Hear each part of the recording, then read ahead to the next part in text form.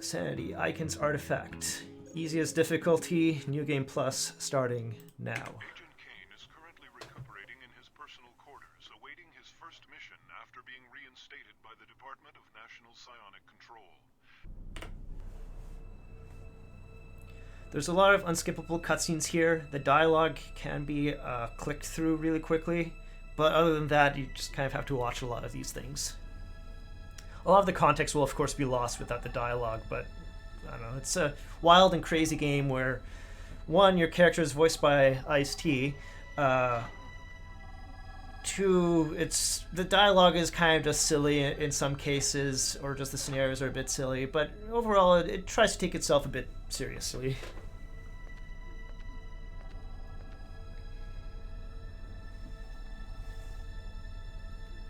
And I'm going to be relying a lot on quick saves, maybe making some backup saves here and there, and then reloading if things go really bad, but that's not likely. I'll definitely.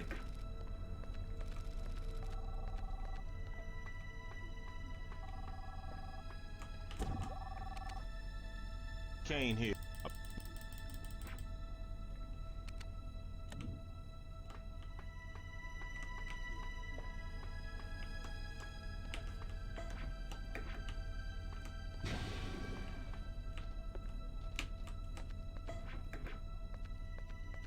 Going up. Tell.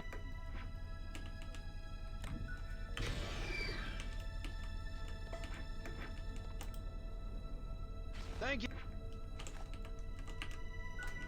Games are just kind of throwing a tutorial at you right now. You know, like press these buttons to like talk to people, show your badge, different ways of interacting with Kane, how you doing?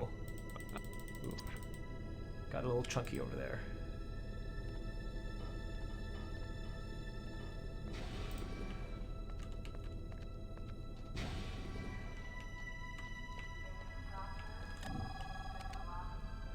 Kane here. Hello? One thing about this game is you'll be getting a lot of phone calls that just interrupt you, like, as you're doing things.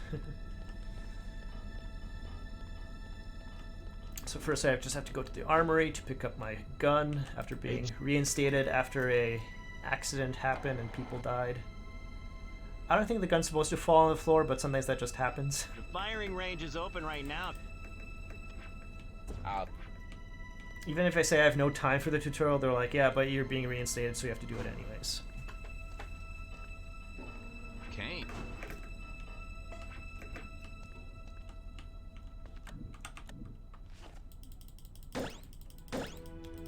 Nice shooting. Don't. And be sure. These are what the talent abilities look like when you pick them up, but I already had that one. Welcome. I please commence training. So this is the first part of the game where you have to make sure your game settings are correct. You have to be running in 4:3, otherwise these targets are not hittable because they're out of range of your monitor if you're in 16:9 or other resolutions. In some scenarios you might be able to kind of get it depending on which ability you have. If you're playing it for the first time, you just have a fireball.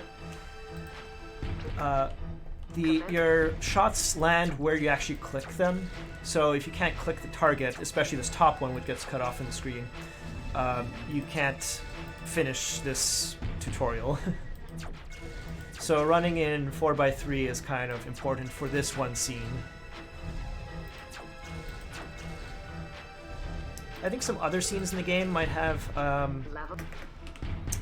places where 4:3 will be useful just to have the extra visibility on top and bottom, but it's not as game limiting as this one scene here. With the right talents you might be able to bypass that, but if you're going to start on 4:3, you might as well just keep playing.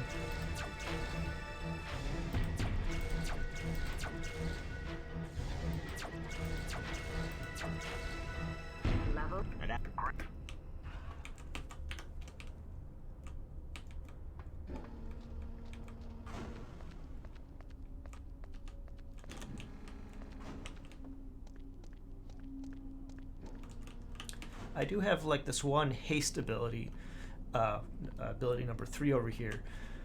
Although I can't use it in the first area because the cops tell you, oh, you're not allowed to use these abilities in here, and they only give you 1 warning. And then otherwise it's just game over because you used your abilities that you're not supposed to be using in this area.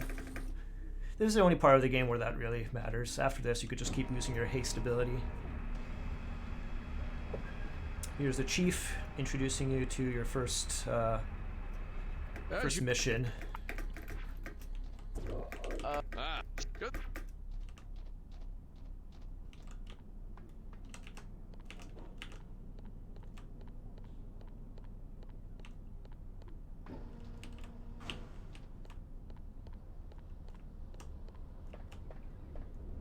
This introduction to your controller, who kind of just is kind of like your supervisor, making sure things go well in the field for you.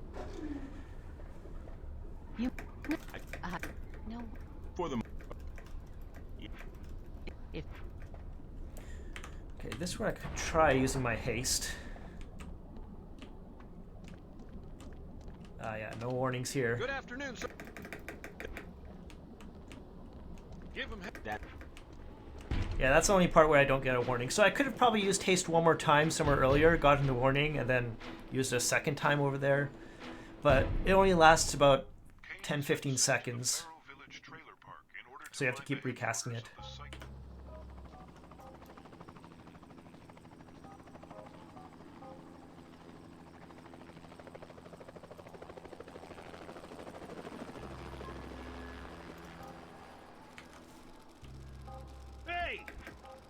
You could actually get run over by that car if you try hard enough.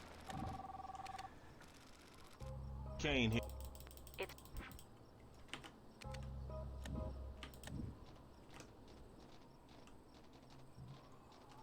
And the haste ability does run through the various dialogue and cutscenes. So it's not always, you might always get interrupted if you cast it and then you have to wait for it to, to recast again. Like right now, if I cast haste, I'll be in this dialogue and it would be going through the use of this ability. So you need to time the cast, I guess, before dialogue and things occur. Show this guy my badge. Tells you where to go.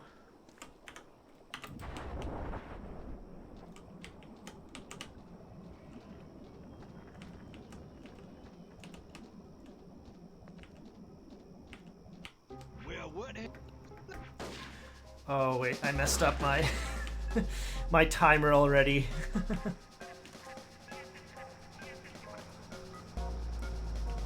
That I forgot to press the time on that first thing, so whatever, I'm just gonna roll with it. Hey. No, I don't. Gotta remember to start using my timers at the right time. The first few missions are very quick though, so it shouldn't be a big deal.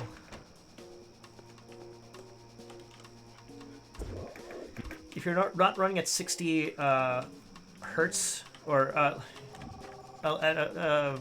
guess a non-standard resolution, like initially I was running at 120 hertz over here, that door doesn't open properly and the guy gets stuck in the door and blocks your path. You could summon something that basically opens the door for you in advance, but there's other portions in the game where not being at the right refresh rate makes animations go faster, which is bad for you because doors close faster. And then you can't make it in time. So I just play at 60 hertz at all times. It also prevents that door animation issue right over there. Oh, this. He. What? Hey, wait a.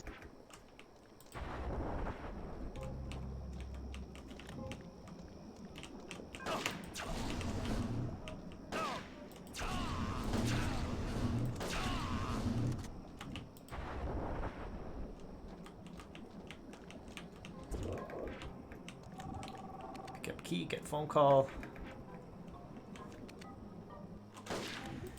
Cast my haste again. Oh, there'll be a conversation with a dude over here. What do you say? Will you help me out? So, What do you say?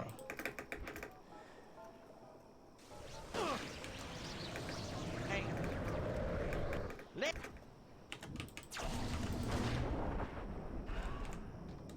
You don't really have to deal with any of those. Most enemies you could just skip through, unless they're specifically designed that the door pathway won't open unless you defeat all the enemies in time. You have to open the door first and then blow up a fuel tank. So the only way is going up front. I get can't hurt.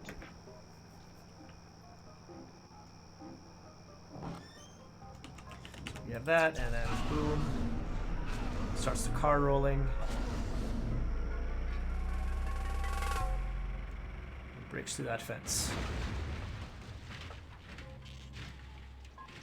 I guess they.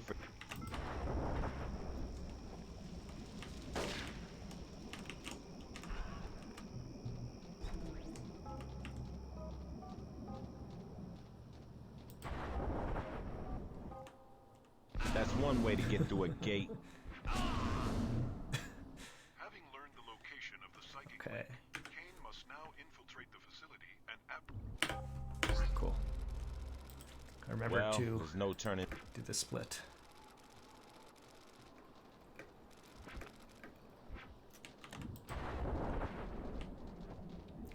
These guys are green right now, they're just peaceful. Red is aggressive. Just show him my badge. I'm up.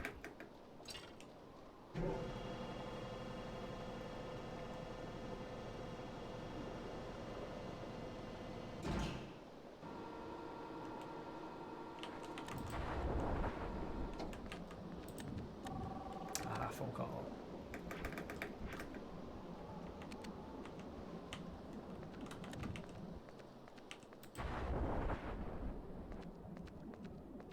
If this.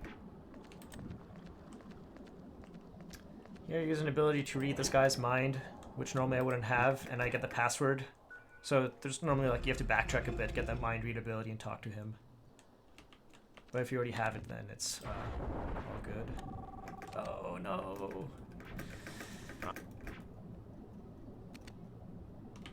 Yeah, I still don't know where to time certain things like that.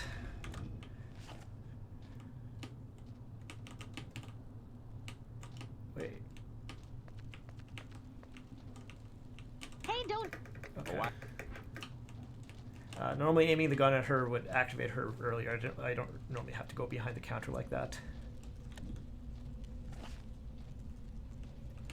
It's kind of limited by her walking speed.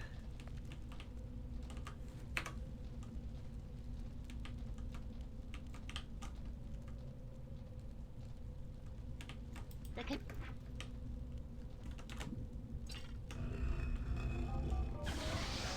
It's like over here, you kind of have to defeat this guy to move on. What? And just like zap, zap.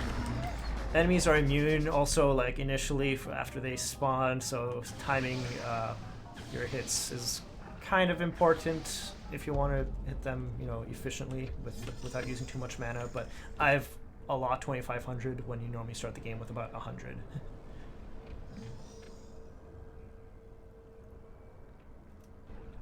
This is the first real place you can die, because these generally kill you. These little laser beams. Oh, like, see? Like, just like that. You can take the damage initially, but for whatever reason you get hit with the, like, post-second hit of damage. I'm not really sure how that works.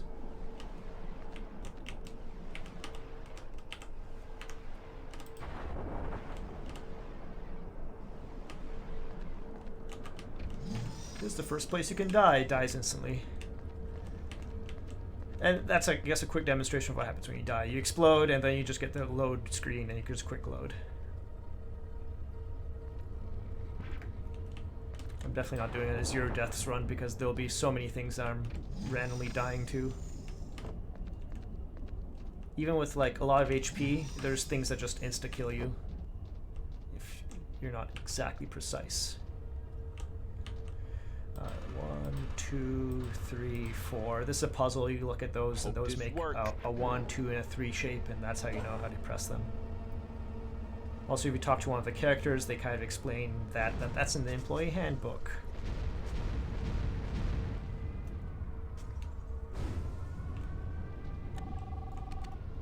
Phone call. What?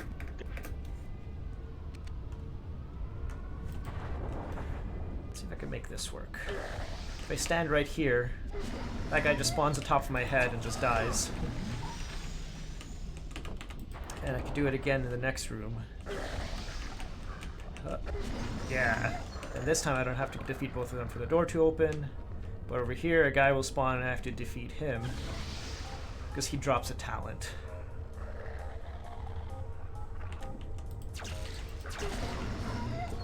Go, I got it.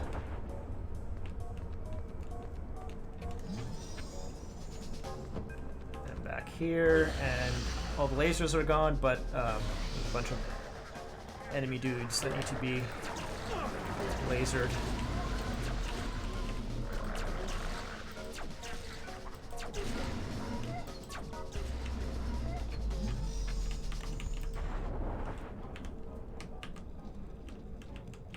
It's also a bit strange when you attack things. There's like an up-down element that if you like click in the wrong spot accidentally, you'll overshoot above or below.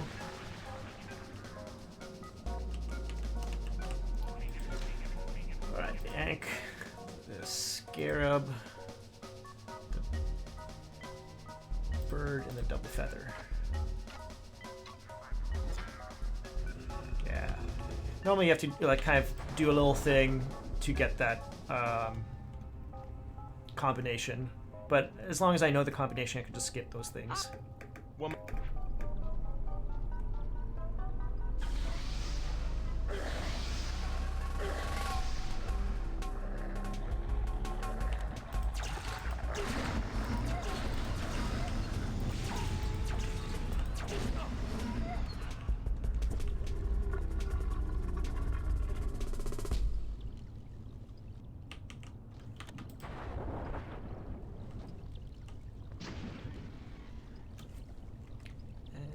And split. Successfully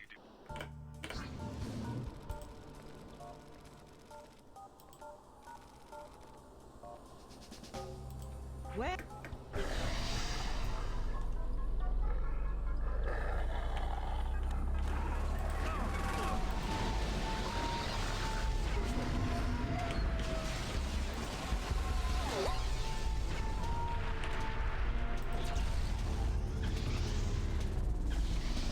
So the strategy here is defeat the enemies, and there's like a pot in the back that you have to smash. And once you smash that pot, the boss is hittable, and you just pretty much just do like one hit and moves on to the next stage. Very. And I like this AoE attack. It does damage, a little bit of damage to me too. But that shouldn't be a problem.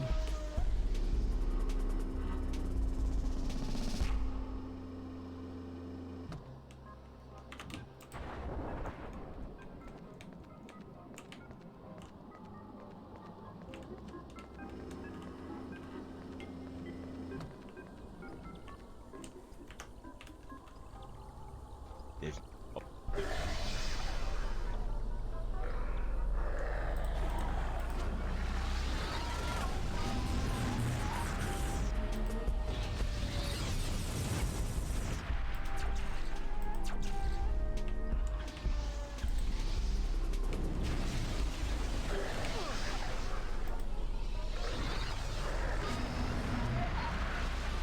And one little trick is that that vase is behind a wall, so it won't be able to properly be smashed by a regular projectile. You have to use something that does AoE attack. no, it did.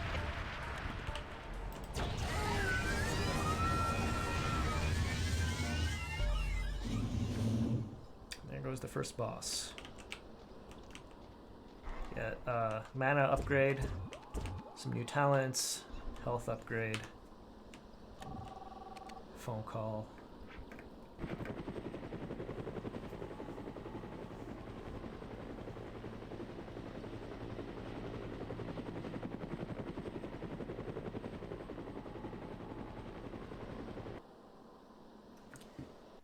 After disposing of Priscilla Divine, Kane is now back at headquarters prepared.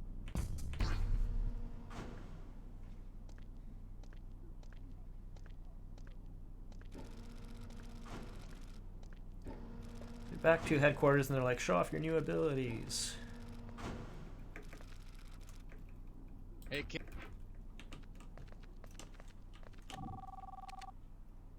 This is just So there's this group 2 talents. you can go. Dang. So whenever you switch your hotkeys, there's a little learning period. And then you can actually use your abilities. So here they ask me to use my newly acquired talents. Sure. So I just have to switch to that.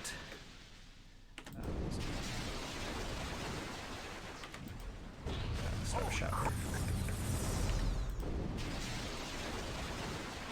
Oh, That one will. Attention. There's.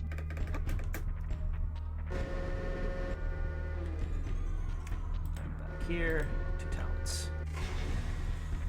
So now you're on training level Make your way. 999.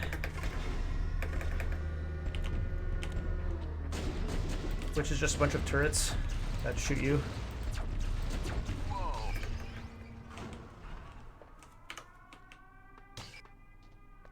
what's up? I think The place is being broken into, and you have to figure out what's going on.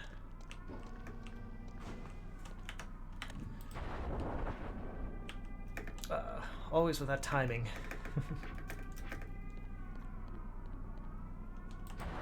Now I can use it, then I go downstairs.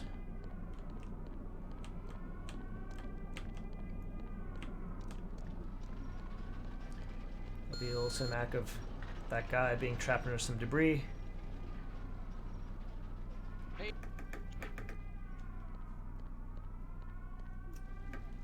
Blow it up without blowing him up. Thank you. We'll give you a key. Or a card. A lot of this game is you need a prerequisite item to go to the next area to get the next prerequisite item, so it's a lot. It's kind of hard to skip without actually glitching through walls and barriers and stuff like that.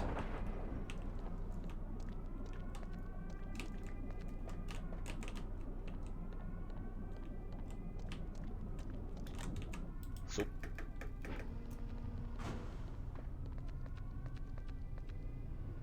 Hold it. This is normally where you unlock haste for the first time. There it is. So you get it fairly early into the game. Now you. Now.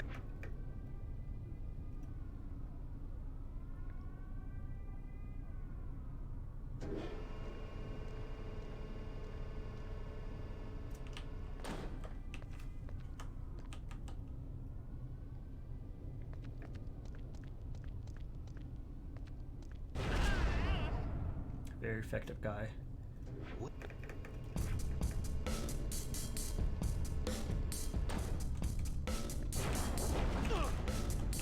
So first I'm going to pull this to show the cinematic of this door opening, and that I have to use haste to get through this door before it closes. But during the cinematic, the door is actually closing, so I have to wait until the switch is pullable again before actually making an attempt at it.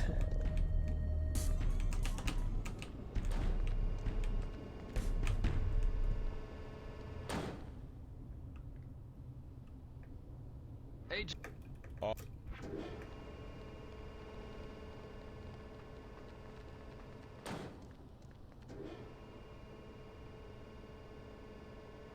Switching trust. What the?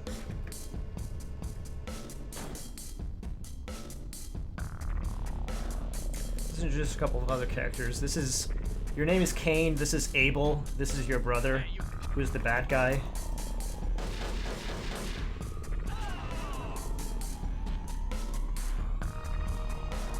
He's got his theme music playing. And this is Bobby, some new kid on the block that has like magic powers, or some like enhanced sonic powers. I can't really do anything here other than like be pushed around by him for a bit. I can push back as well, but there's like, it's just a time-based thing, I believe. It's locked. It's locked. Kane.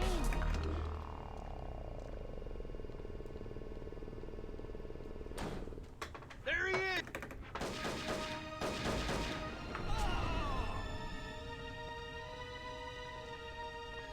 You escaped.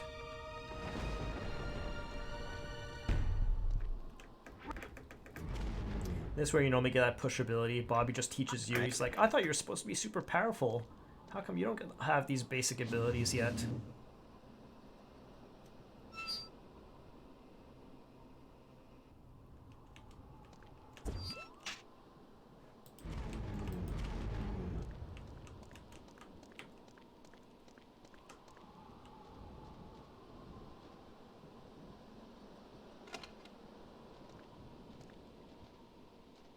Do you think?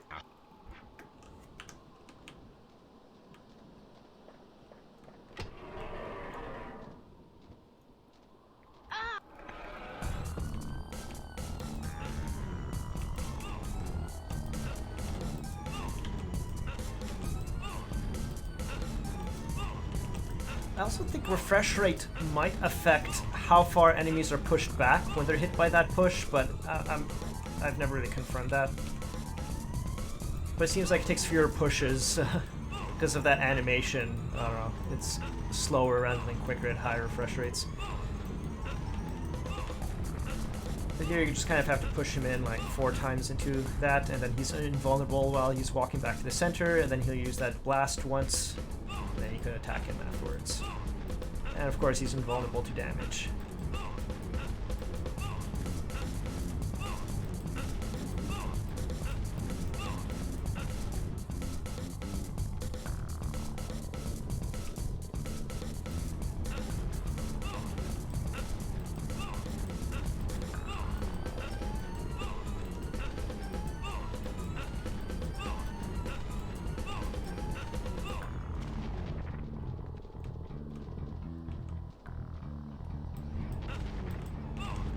One more time.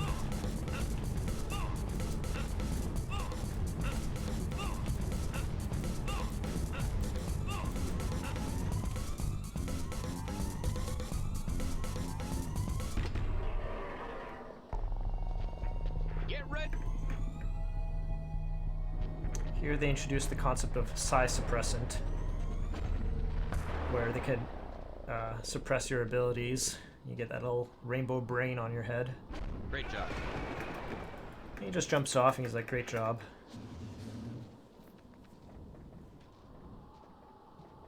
Don't worry, he comes back. Okay, and that was the Abel's break-in at headquarters. Kane has been sent return to the NPC. Now, that was technically Chapter 2. This is the first new area of Chapter 2. And it plays this circus music, which is probably the second most repetitive music in the game. I mean, some of the songs are kind of just like catchy in their own little way. Each level has like a motif type of thing, and then it just kind of plays up throughout the level, and it gets more and more intense or stylized throughout the levels. You're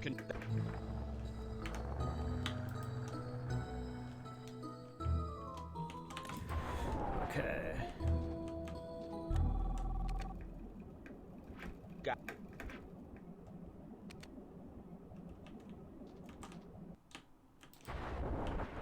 Trying to make a wrong turn.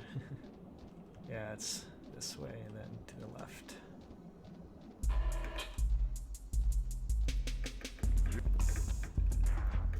introduced to the purple enemies, which are kind of in level 2, but they don't really show up a lot more until chapter 5, where they play more of a plot role.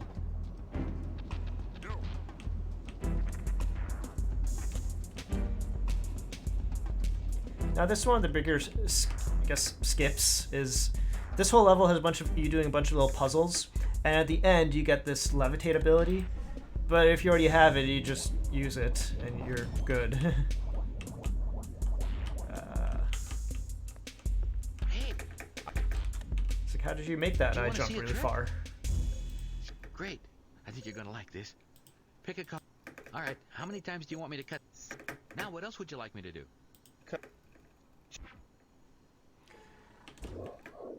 So that was basically he tries to do a magic trick. At some point in the game, you're told how to make the trick fail, so you have to make the right selections over there. Picking a card from the bottom of the deck, cut the deck 7 times total, and that makes the card trick fail. Then he blames the deck to be defective and just gives it to you.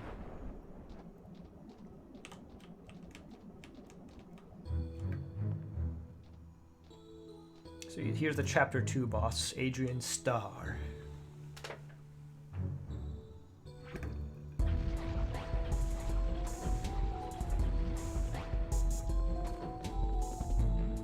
Show Agent Kane here a good.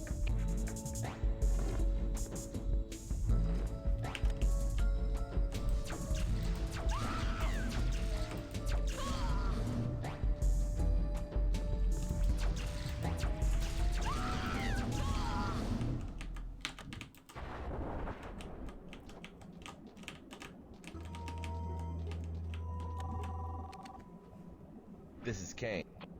Actually,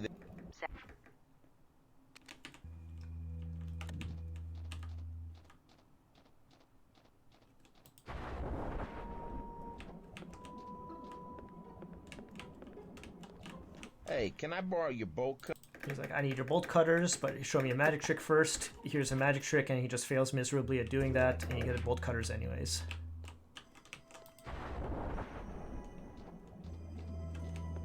Use the bolt cutters. This Cut that, and you're in the next chapter.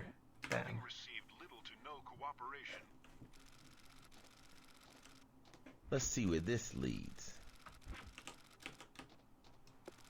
And I believe you have Hey, to you're not supposed to be in here. The death.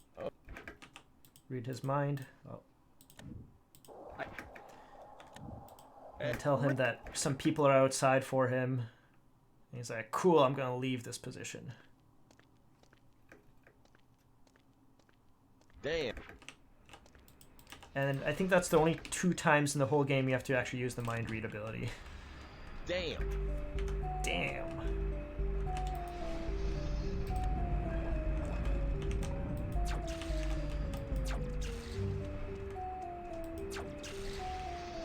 Now you're in the crazy fun house.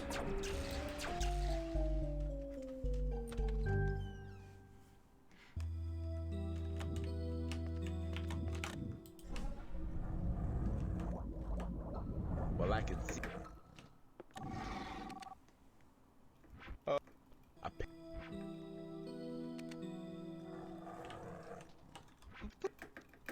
No, no, and keep your voice. This guy's trapped in a cage of tigers, and he can't get past these well-spaced bars. So you need to do a couple of mini games in order to help him get out.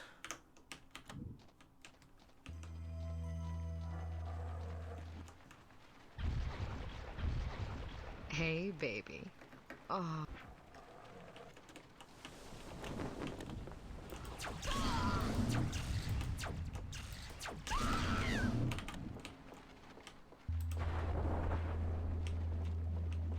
Something tells me.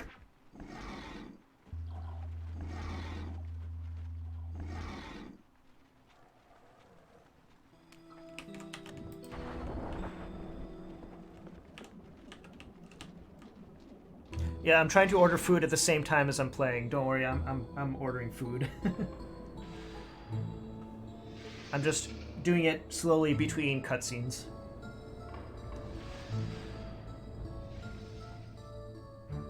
Well,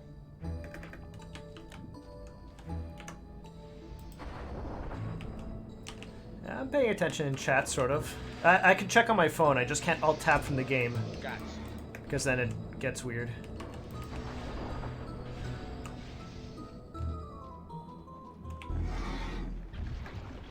Thanks, Rhea.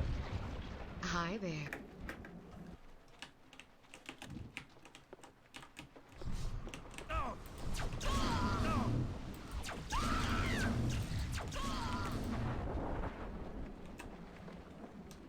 Like a glue.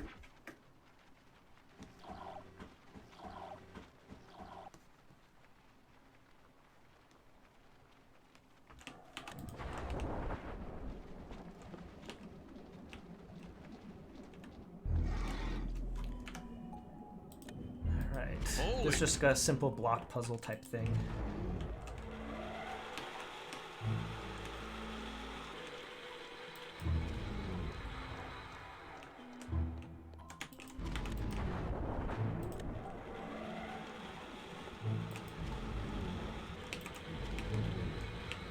Darn.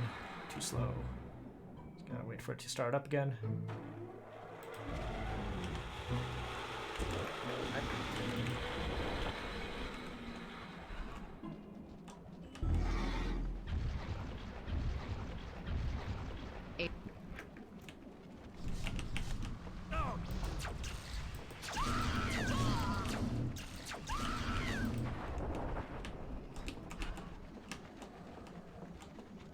I'll just.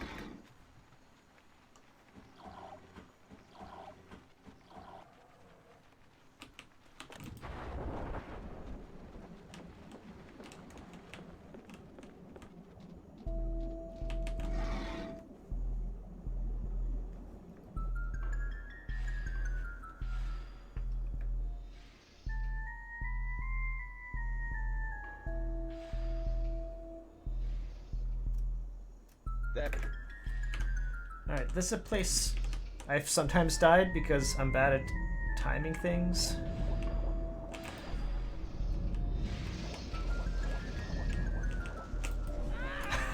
Like that.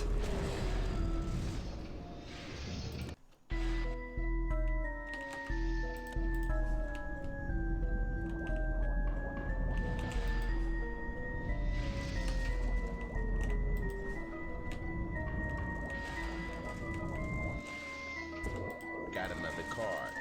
Now to get back. Hi, Tarikai. Yeah, this is just like a casual speedrun. Like, I'm gonna be dying a lot, and like, I know what to do in the game, but just sometimes it's just like I'm rushing a little too much and then just making dumb mistakes.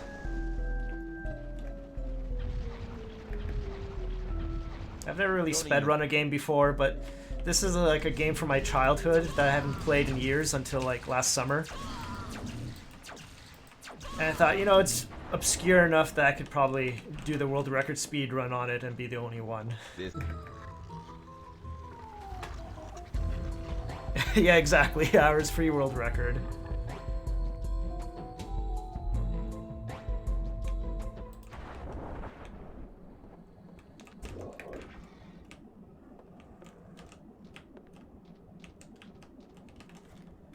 Okay, save here just in case I mess this up. This is.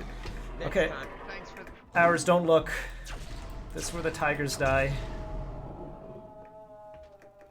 Alright.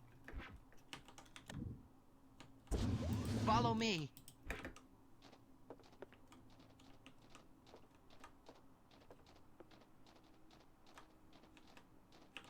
Okay, so console-specific runs. I don't know that was, I guess, a category, but I guess that makes sense because I would assume different consoles might have slight variations or different glitches that can be done.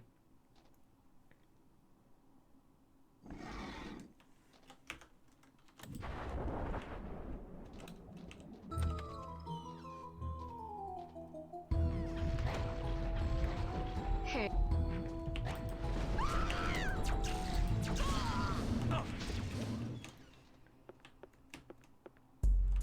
I'll let this cutscene play out because it's real quick and it's just kind of silly. Hey there, do you want to see something really cool? No.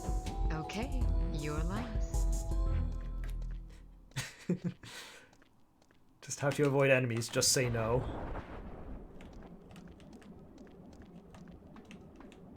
Okay.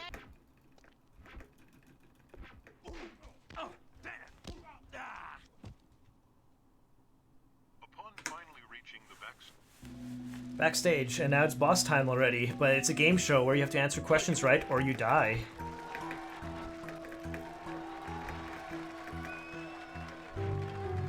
Wait! What's going on?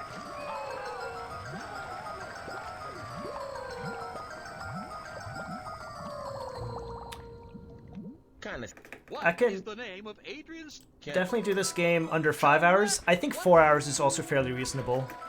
I've done more than half in under 2 hours, and then there's just the last chapters, which are the longest ones. Just answer the question, please. The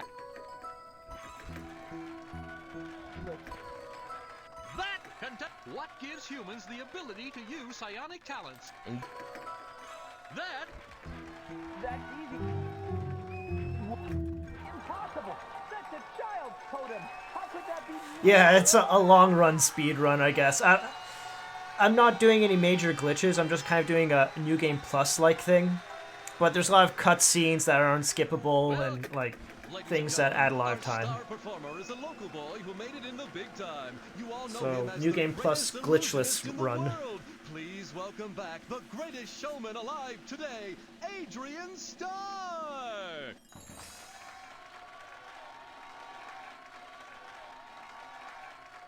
He gets one thank you. How does he say thank you? I can. Ah, no.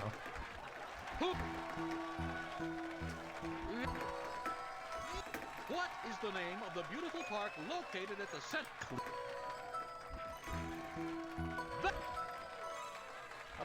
What does DNPC stand for?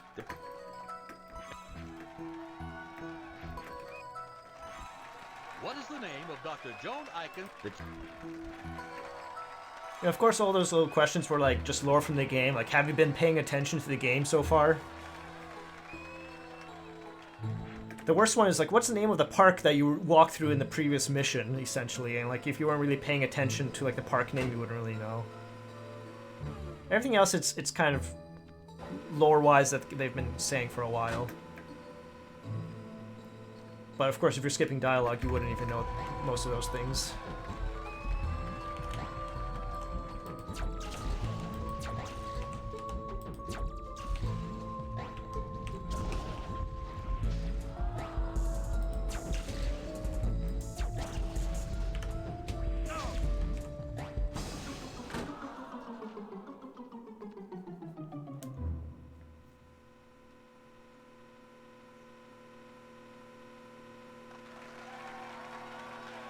Thank you. Okay, that's this one thank you. Thank you. Let's see if I can do this properly.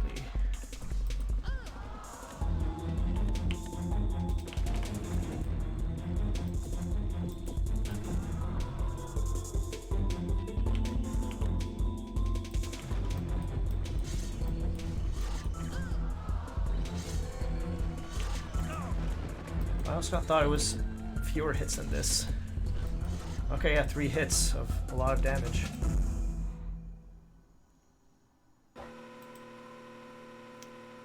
I got lucky, really lucky one time where I reflected an attack I sent and he reflected it back, plus his own attack, so I got like 3 hits on him at the same time. And that just kind of ended the boss immediately, but otherwise I guess it's just multiple hits like that. You exchange some pleasantries now, then he goes invisible, but he's still here, just standing.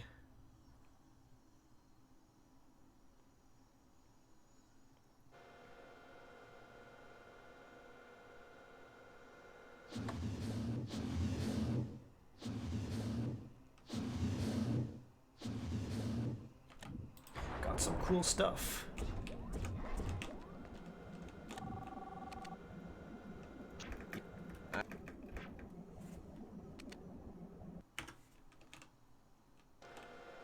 That's the end of chapter 2. Adrian Starr provided little information regarding the two break-ins, but he...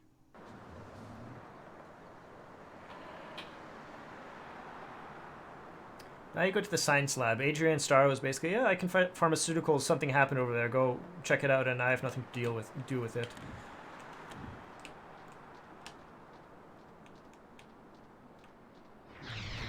And then this guy just rises from the ground. He's like, I'm an evil man.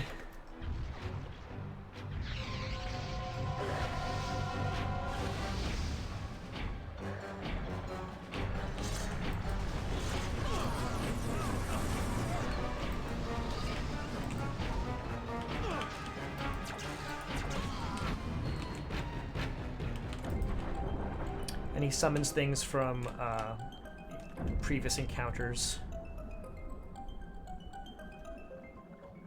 He's kind of like the overarching boss of this whole series. Not series, of this game, but he kind of pops up here and there just to remind you, yep, I'm here. Yep. Oh.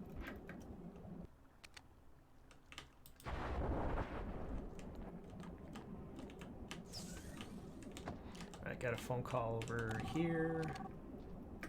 Yeah.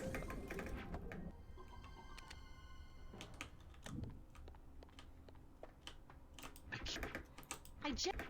I have to talk to all these characters. You know... Man? Now we're just... This is the most important guy in the game. You see that shirt?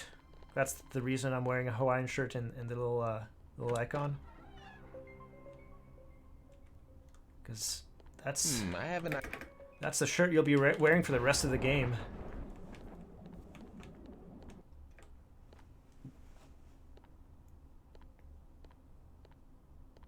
Hey, what's...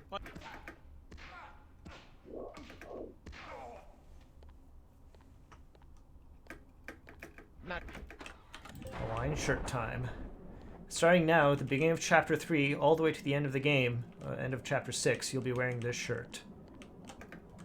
Do you... yeah.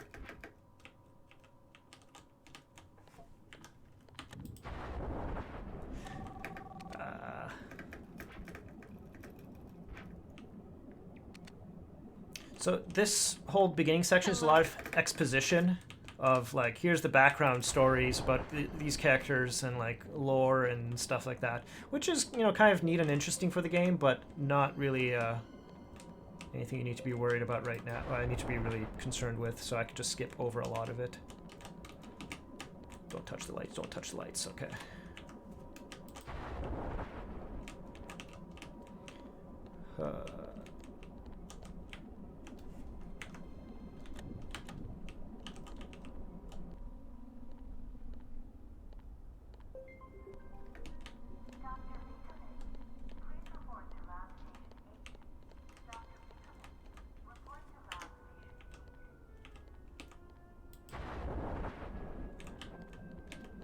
Sneak, sneak, sneak.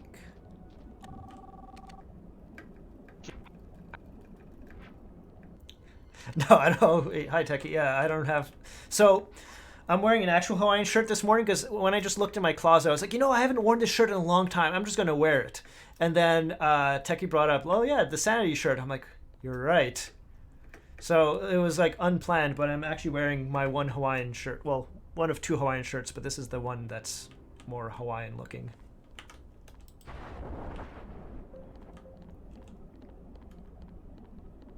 Techie, you could come take a picture of me and then post it to prove to everyone that I am indeed wearing a Hawaiian shirt.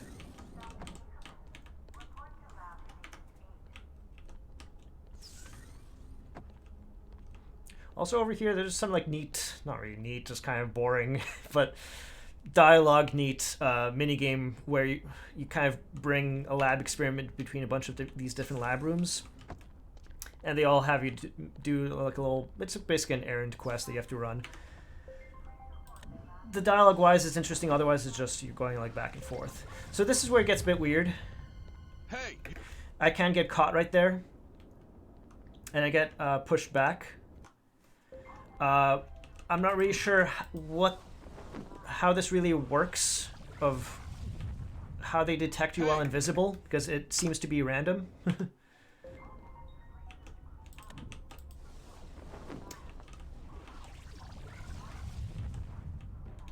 you're not See, like, authorized to be. it triggers earlier or later, so this is kind of a trial and error type of thing until I figure out how to actually get this going properly. Hey, you're not authorized. Yeah, it's like super early there.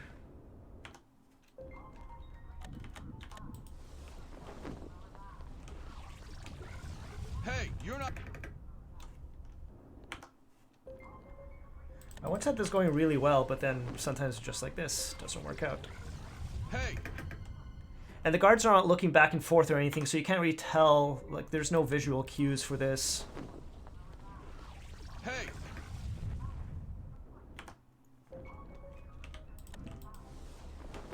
Definitely costs a lot of time. Hey. But it's faster than doing the little lab errand thing. Hey, you're... Last time I was a lot luckier with this.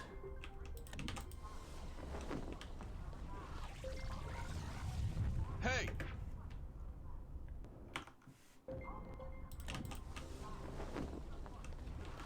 Hey.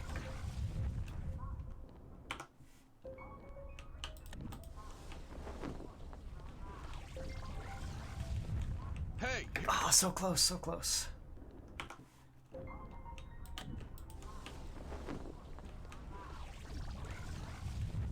Hey. It's really weird of how this invisibility works. I don't think you should normally be able to pass through this. Hey. I just need to get past that one tile there, and it should work. But I've done this in the past, and generally it's faster.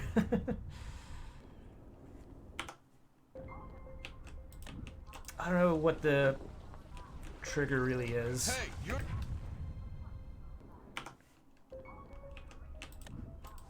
Like, I could wait for the end. Sometimes waiting for this animation to complete was faster. Sometimes I think they're just on some weird timer.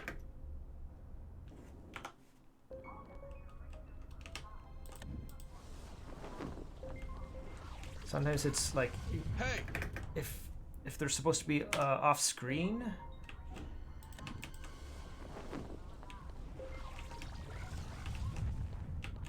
Hey. That worked a bit better. Maybe I could just try finagling with the camera angles here. Hey.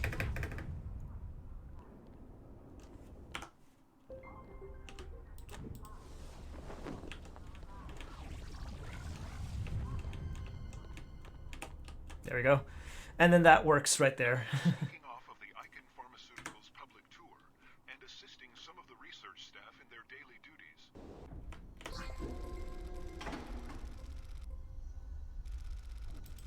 I wonder what...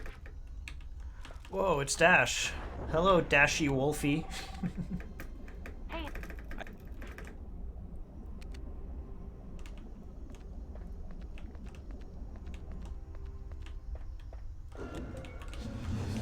May I? I'd like...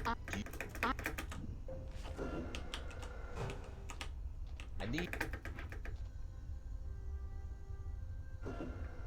Thanks. Thanks.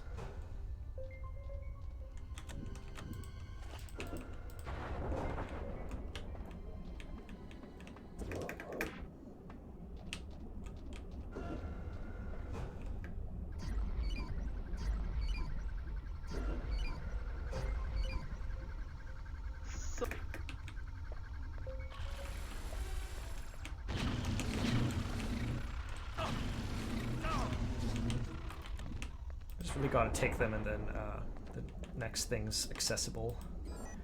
4995. Granted access. Granted access. Granted. Imagine if you,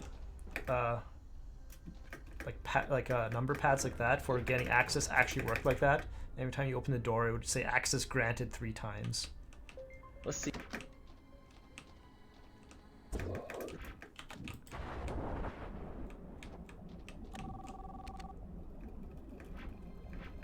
How's it going? Pretty good. Okay, bye.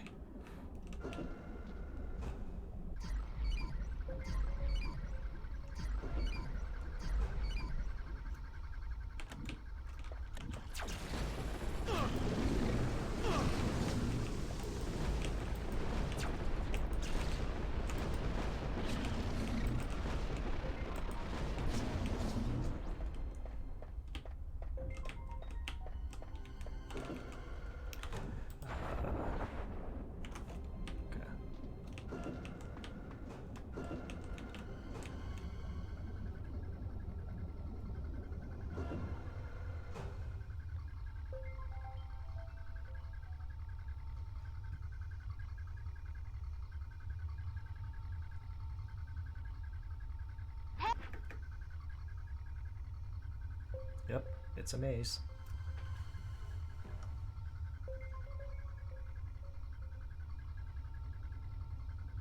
Hang on, kid.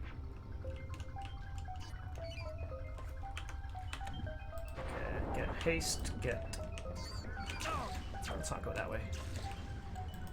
Telekinesis. You know, technically I don't even need to use telekinesis for this. It just makes it a bit easier. And you always need line of sight for telekinesis, unfortunately. Which makes some things not as useful.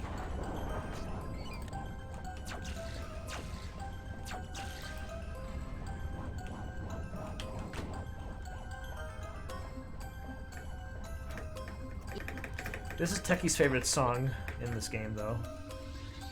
The repeating... I don't even know what to call this.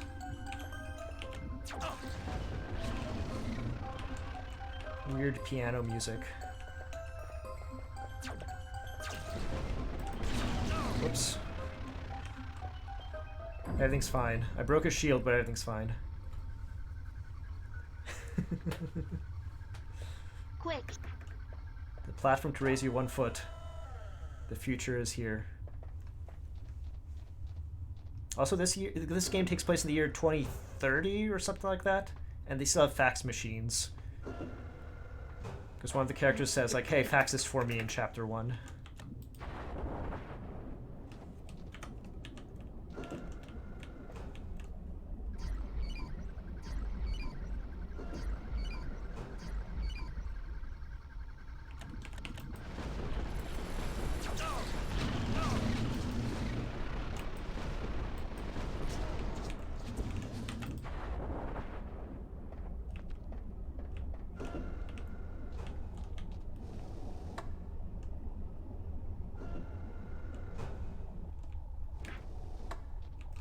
A puzzle.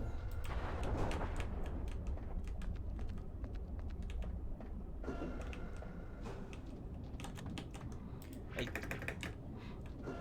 Kid, follow me. Oh no, don't get stuck in a wall. Come on, you can do it, kid. Okay.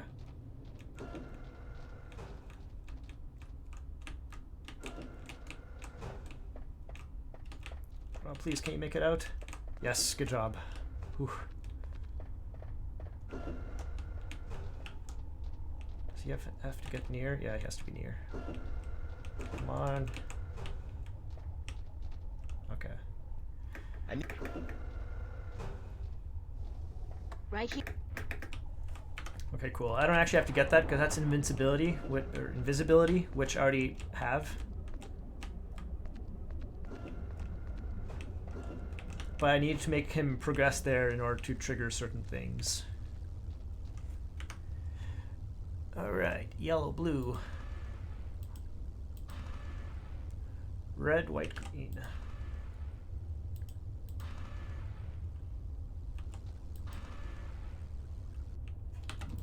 This puzzle's done because, yeah, even if you know this code, you still need this key card. So I still had to like do some other things to get that key card. So it's like a puzzle with like 2 things you need to in order to continue.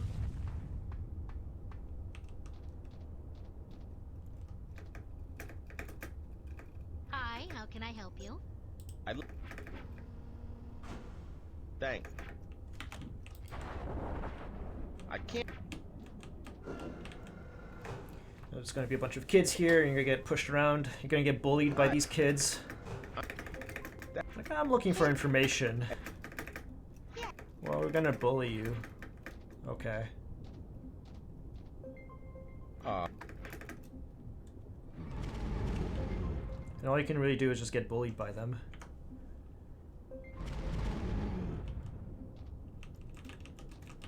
If you do anything against them, I think you can still push them.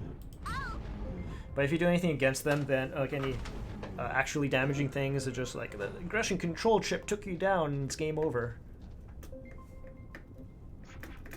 And then this girl comes and she's like, I know everything, let me show you.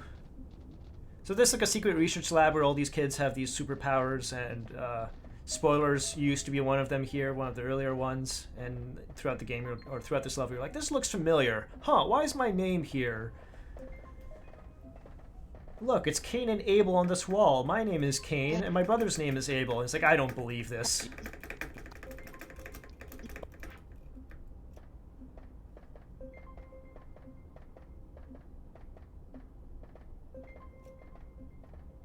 I wish there was a way to skip that whole cutscene thing, because it is a bit lengthy, but...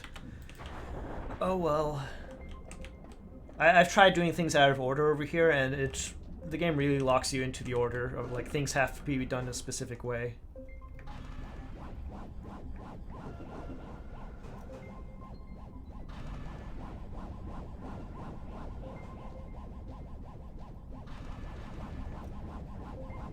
This is, like, the place where you actually unlock telekinesis. I'm Jessica.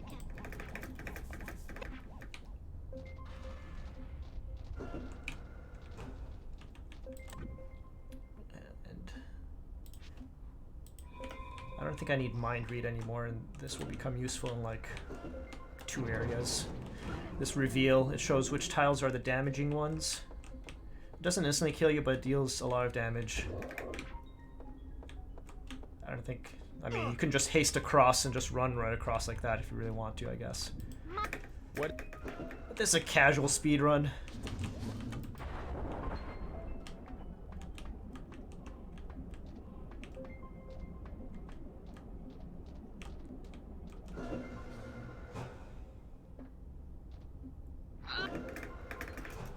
Here's another block puzzle I need to be helped with.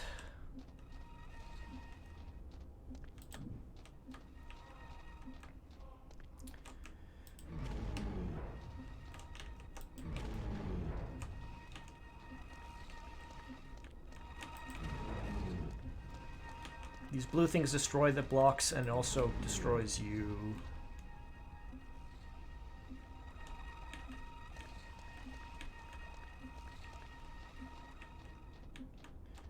C into teleporter.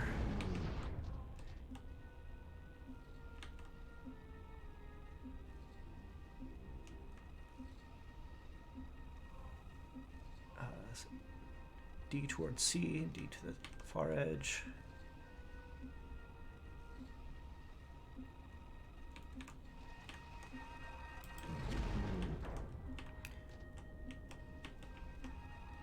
Oh, did I mess that up? D to the far edge, B towards C, B towards D. Yeah, I messed this up.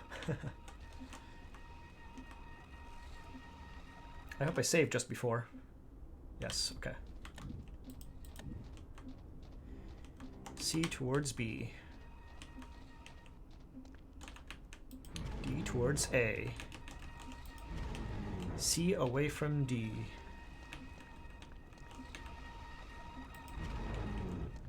D towards C.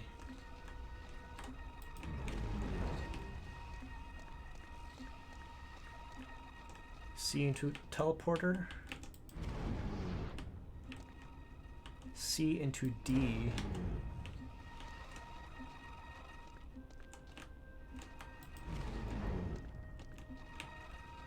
Now it's D to the far edge. B towards C. B towards D.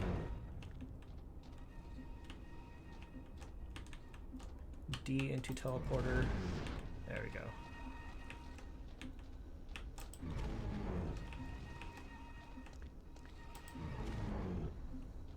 You did it. I did it. I'm so smart. I have such a bigger brain than you, kid. That's great.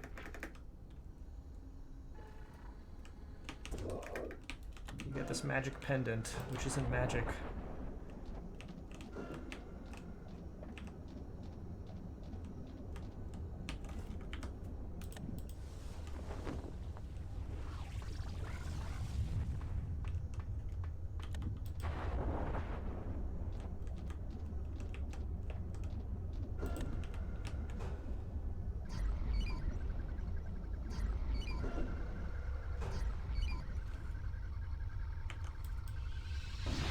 Oh, this works. Oh.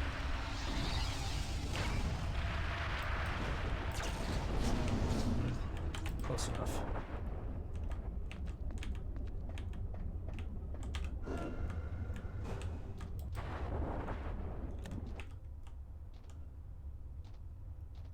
There's a good scene too where you just like, I'm gonna have to ask you to leave and... Okay. I show my badge and I'm like, I'm an agent. If you don't do what as I say, then your I'll tell your supervisor and everyone's day will be bad. And they're like, oh, don't tell our supervisor. We'll do what you fax us the orders in the morning and everything will be fine. And you just get access like that. Basically, you're a corrupt cop. You're a bully cop.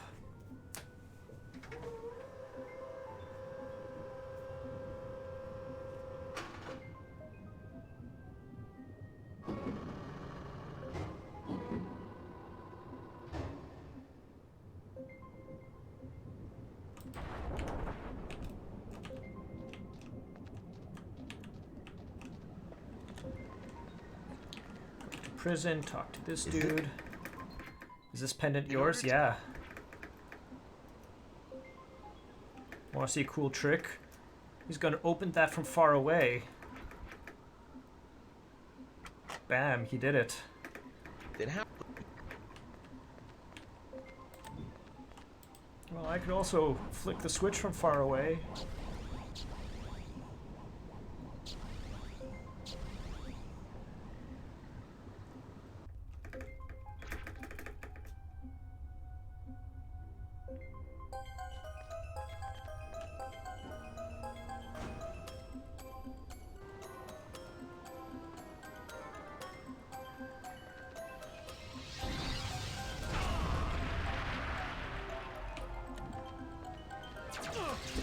Thanks for the call.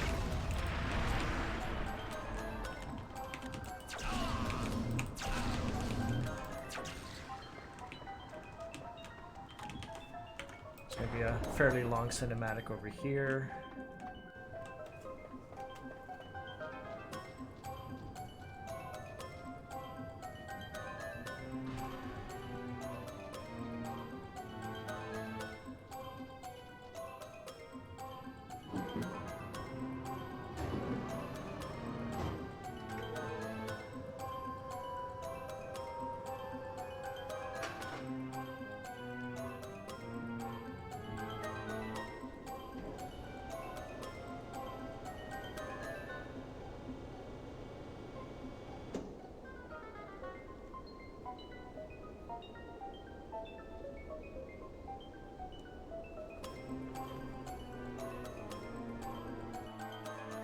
Cool.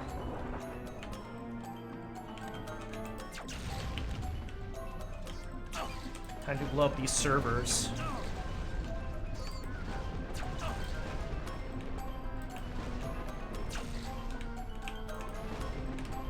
Robot too fast.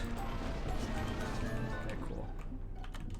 I wonder if I could do this on the first attempt. So this door slowly closes. If you're playing this game at a certain higher FPS, not FPS, refresh rate on your monitor, the door closes faster, and it's bad.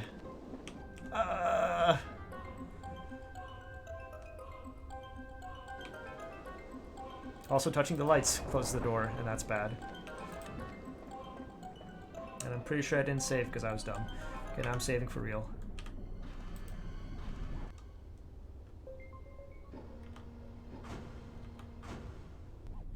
And it's weird, you have to like cast haste during this cutscene right here, and you can't really move, and there, okay, there it is.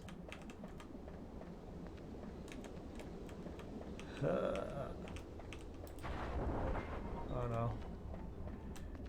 Yeah, so normally on high refresh rates, that door closes faster, and there's just no way you can get through that in time. So I had to play around a lot, and then just figure out, why not just change the refresh rate, and that somehow worked, and everything was good. Oh, this is also not good. I'm just suppressed, so I can't use any abilities. So that blue dude.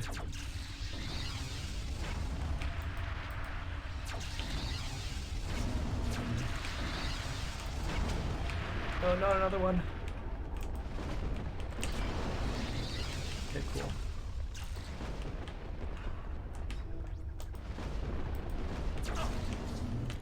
And I can't continue to the next area unless all the enemies are destroyed, so combat in those situations is essential.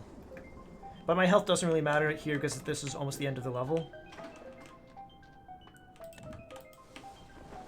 And then my health and mana recover at the end.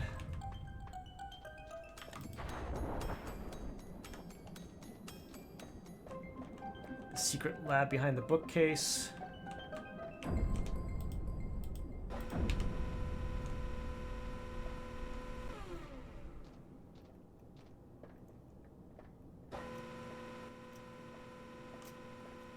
What's a guy in a Hawaiian shirt doing here?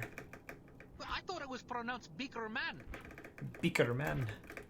And then he's like, shut up, technician. We're scientists. We know what we're talking about. You're basically pretending to do something for a guy named Beakerman who was in the previous area. He was one of the scientists you're kind of helping out with, and you're like, yeah, I got a free pass here because I know what I'm talking about. Basically, this whole game is about social engineering and getting into places you shouldn't because of that.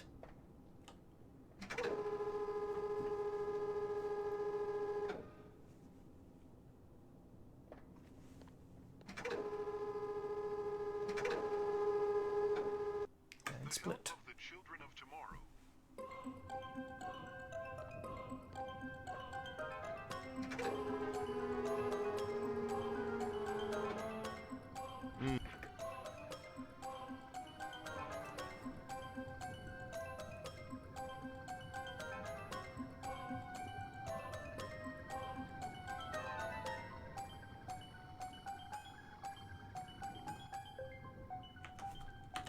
So I genuinely think this is faster getting caught and then just dealing with these robots than trying to sneak past them, because otherwise you're waiting for robot timers. This must be.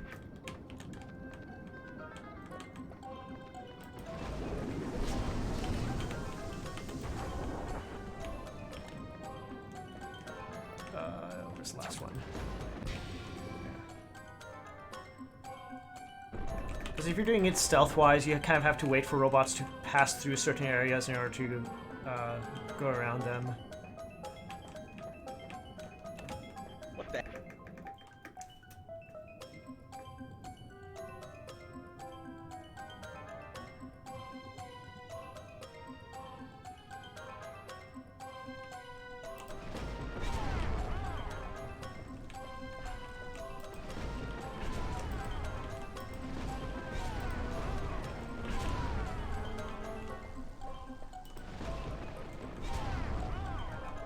This, you basically have to fight all of these and destroy them. Well, normally you break the outer glass and then you fight the thing on the inside. I always thought there would be like a nicer way of doing this, of like minimal fighting, engaging with these minimally, but you basically have to go through all these because of just how this maze is laid out. So doing this on your first run is particularly annoying because you don't have powerful abilities and your mana kind of runs out right there pretty quick. Those can't.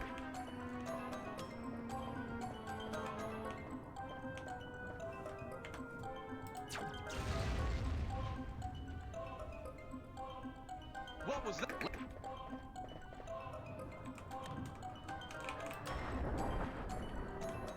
Sneaking past the guards.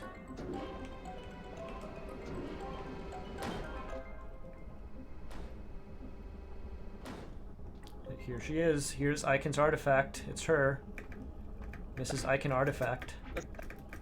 Her name's Aiken. And she's the one who found the artifact.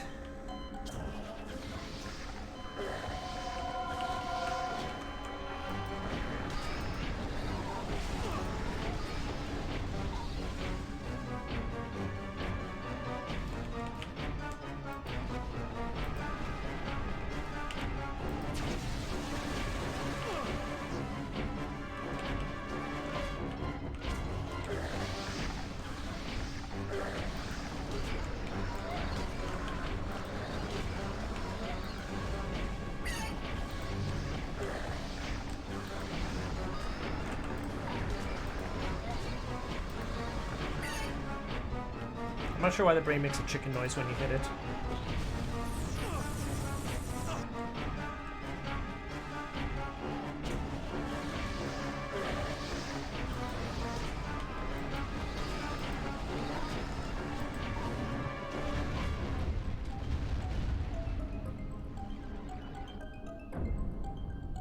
You blew up my brain. Let me come down and talk to you in person.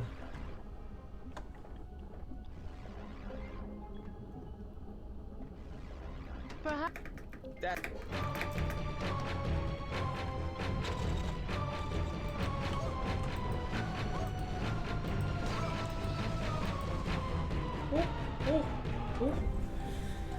And then she's been defeated. So and then plot-wise, she's your mom. And she's like, I'm your mom, and he's like, no, I don't believe you. This is. Look at that guy just shooting that wall over here.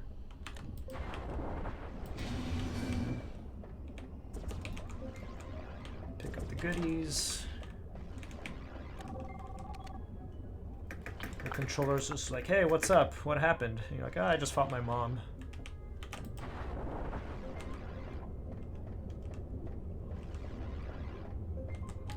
That's right. Straight. Phone call. And then left.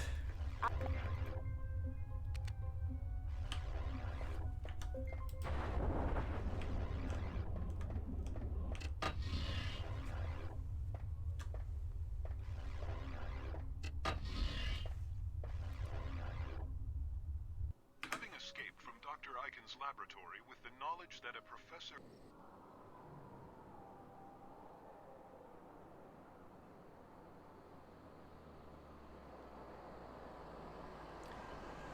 And then Aiken just like, oh yeah, there's this professor guy, go talk to him. And basically both Aiken and this professor excavated this artifact that gave people psionic abilities. Oh wait, is it still called Telescope Stream? That's dumb. Hi Opta, sorry I didn't update my thing. And updating my thing will cause my game to crash, so... whatever.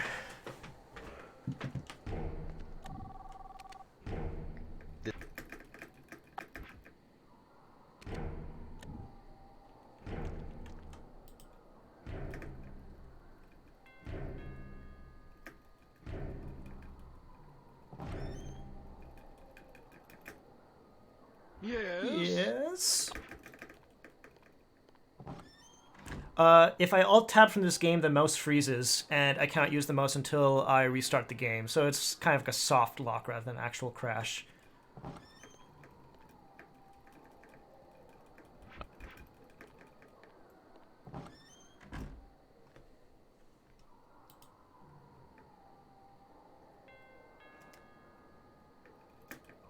So it's not really an issue with OBS, it's an issue with the game. What now? I wonder if I could do it from my phone. Please.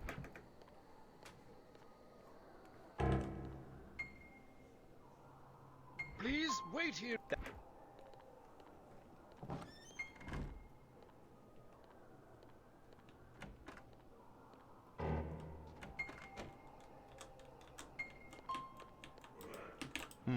I sure hope this isn't one of Krebs Spawn's relatives.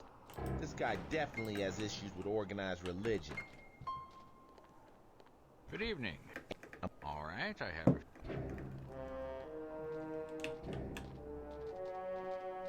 This is a very walk through and get exposition type of level. It's not very exciting.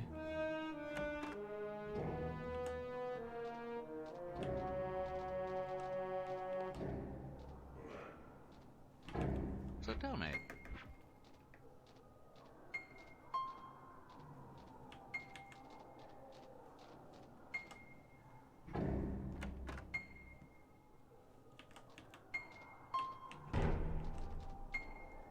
So, not.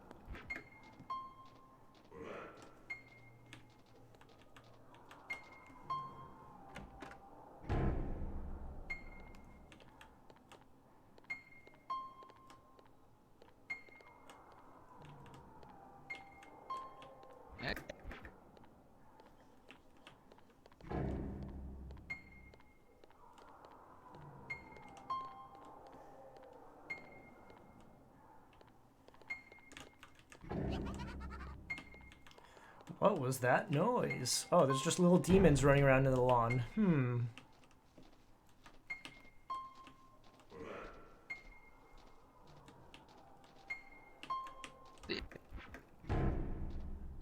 Trying to see how I could edit my stream from my phone without alt-tabbing, but this is tricky.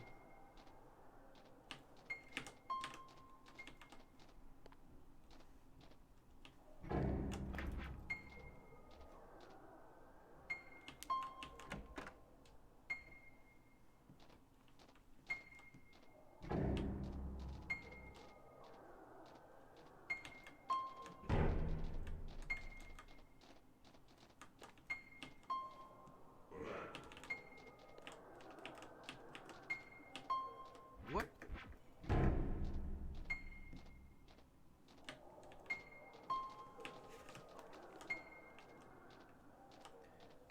Ah, there we go, I found it. Okay. Thanks, Opta, for letting me know this embarrassing thing, that my whole stream was even titled wrong. So where...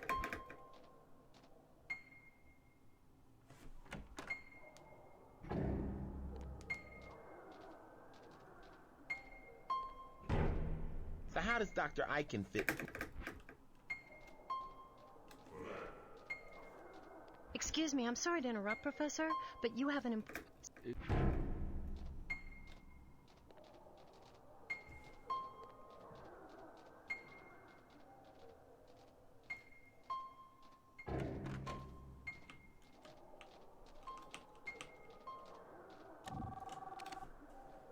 Kane here. Hey, Kane.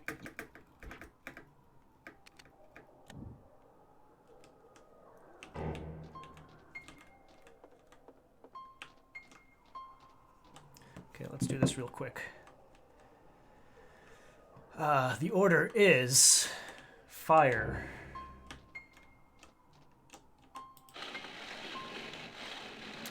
illusion,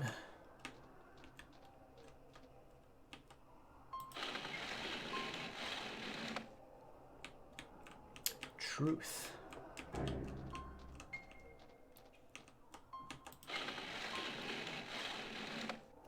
storm.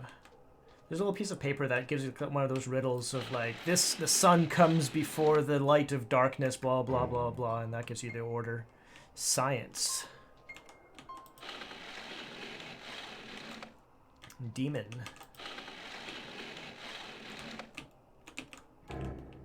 Sun and then death.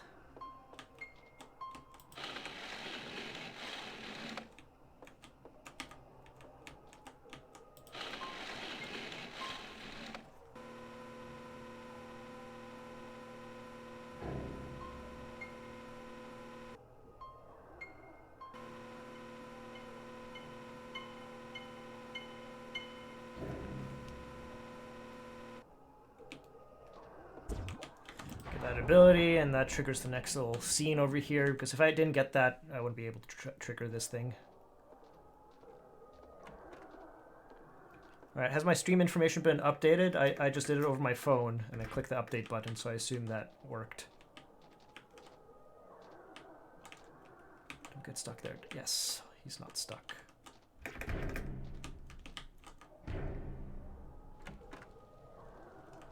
Awesome. Thanks for confirming. Now.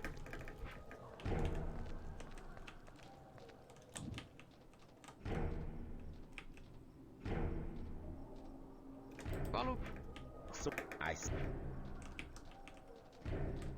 He's gonna stop the middle of the stairs over here and be like, "Ah, conversation."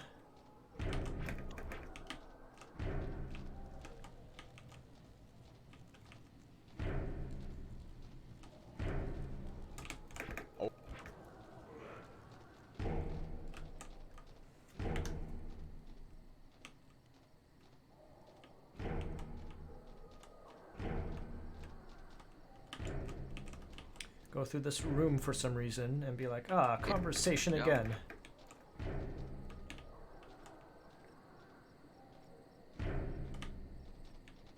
Basically, he just like tells you all the backstory between him, Aiken, and the artifact, and kind of builds up to this artifact thing.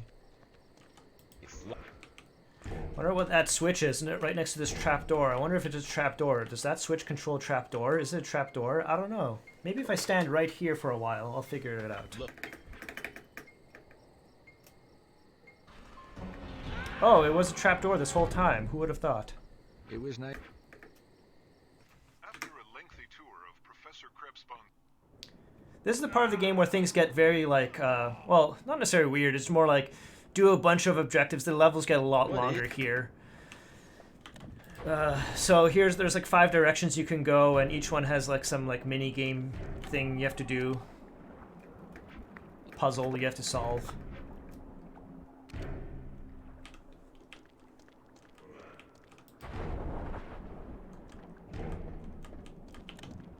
Of course, enemies you have to kill.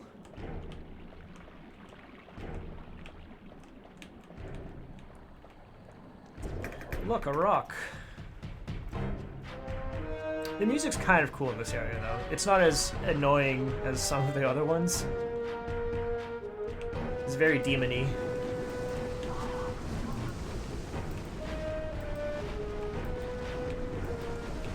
They're too fast.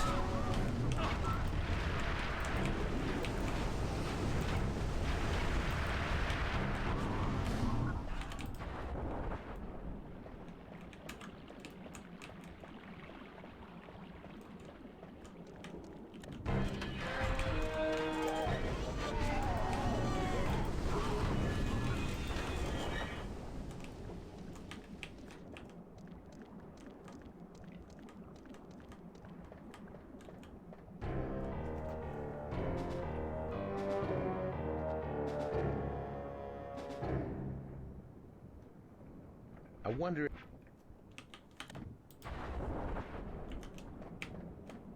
And the order you do these doesn't really matter because they're all kind of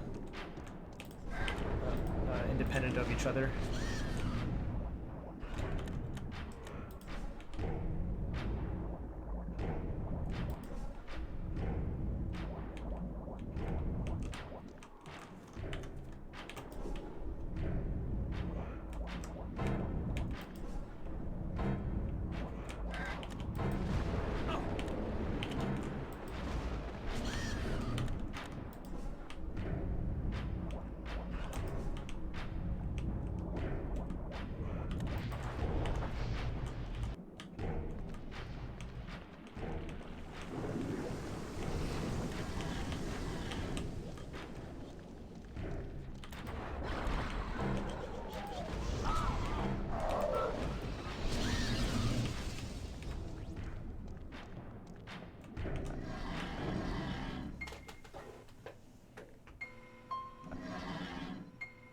Back to piano music.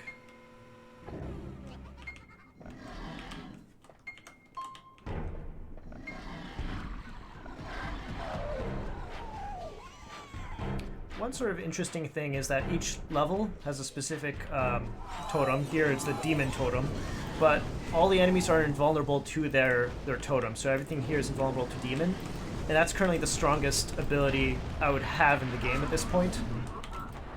So I'd have to use Science, which was the previous area, to defeat these enemies, or most effectively.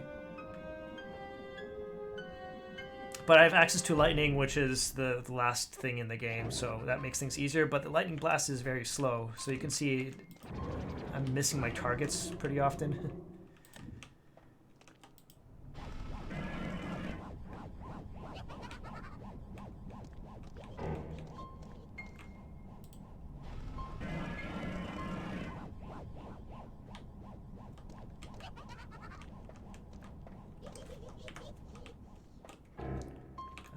Wasn't that one? So, yeah, around here and this way. So you can tell which ones are safe to step on because they're lighter. The darker ones are the not safe ones.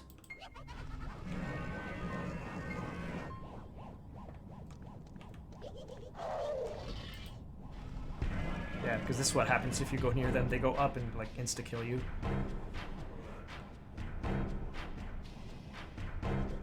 That was close.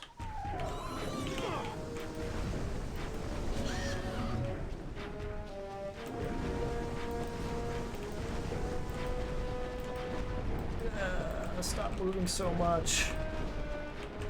You know what? I'm just gonna do. I think it might be better if I just use the death one here. Yeah. Still kills them in one hit and just faster.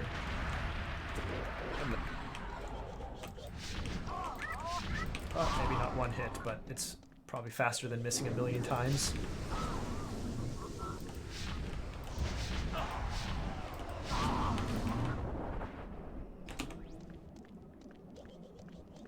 Get that card after defeating them, and now I can continue back.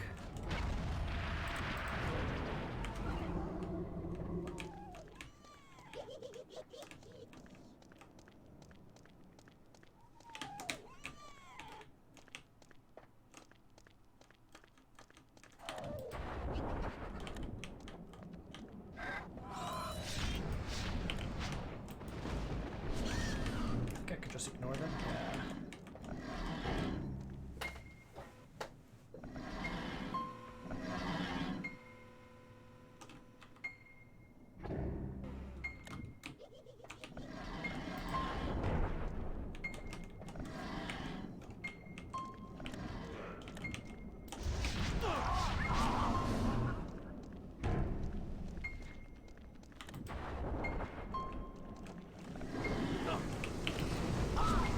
Run now.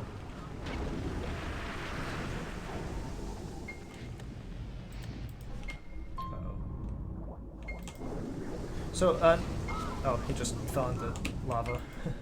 Their ability is they spawn these glyphs that if you walk over them, they do that demon strike ability, so they just kind of lay mines everywhere. That's their ability. Those red demons. So directly they don't cause any problems.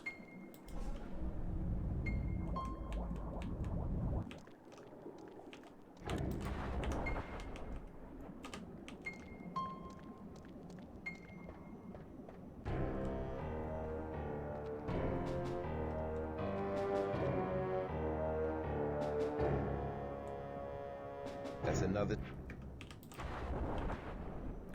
Only 3 more.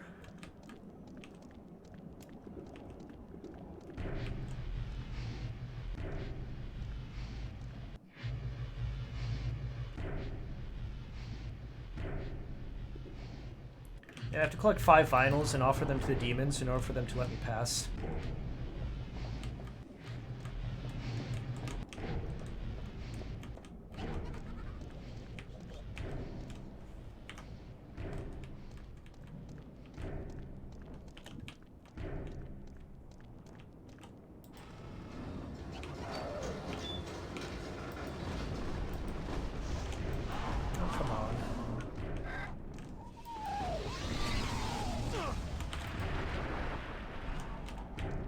Here I have to pull 4 levers, raise some platforms. I think I could get by without like pulling one of these. There's like 9 of these. I could probably get by without pulling all of them. If I really want to min-max this speedrun, but a lot of them provide subtle elevation changes, and that's what I need in order to actually reach the top. Because otherwise there's no real way to go vertical.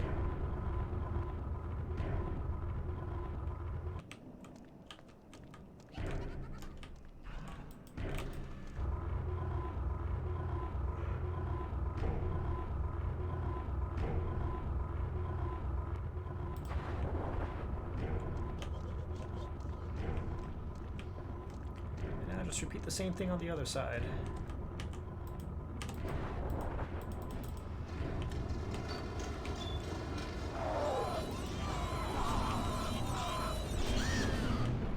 That's a noisy demon. See, like this one, I could probably just levitate across that. This one provides some elevation change, so I kind of need it.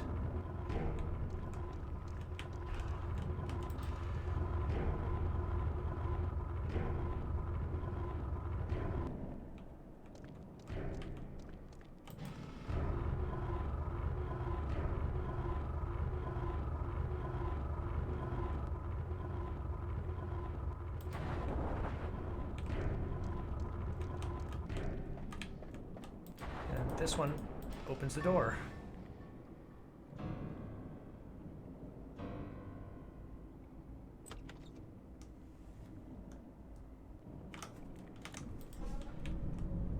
So yeah, like this one I could probably skip and just levitate.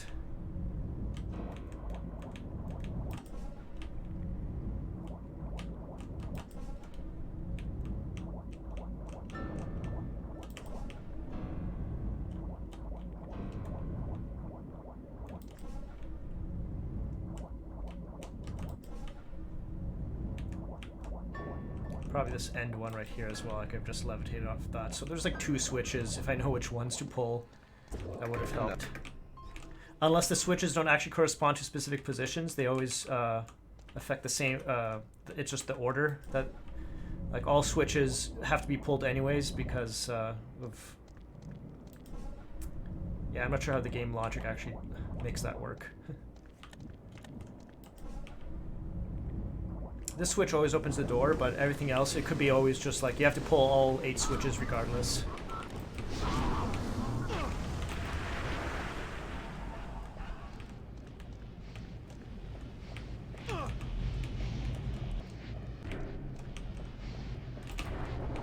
Perfect timing.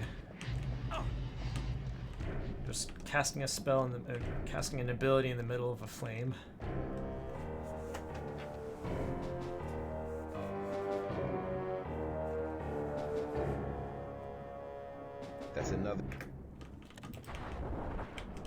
That's another vinyl in place.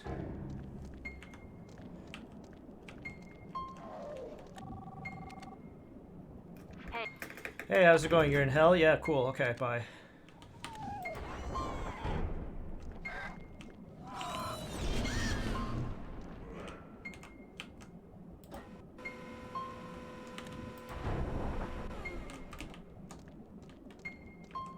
There's a guy in prison over here. He's like, hey, Thank heavens. You've got to help me out. Sorry, not my problem. And then you just go over here and you pull these switches in 3, 1, 4, 2. Yeah, that's the order. And it opens it anyways. He's like, thank you for saving me. If you went through the first dialogue tree, it would have just been more dialogue than just saying, not my problem.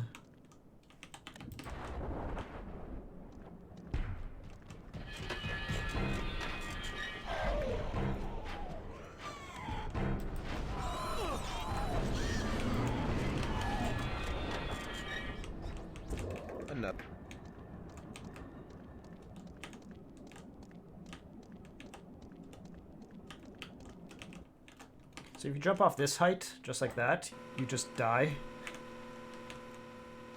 It's like the game's pre-programmed to kill you if you don't activate the elevator before jumping off of it. There is weird fall damage is weird in this game. It's like pre-calculated in certain places, I think.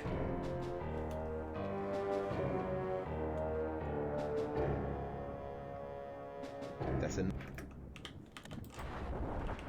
And the guy would be like, "Help! I think I found something."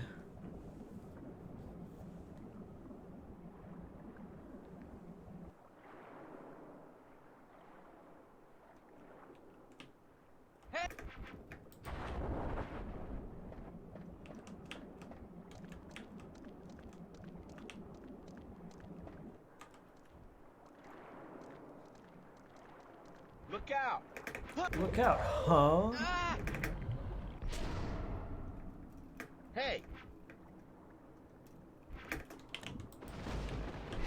Hey, you killed a man. Okay, anyways, got the key.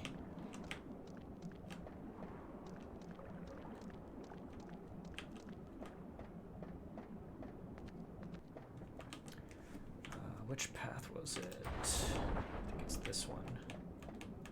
Uh-oh. Yeah. Go back here, and I just have to use the key on a thing.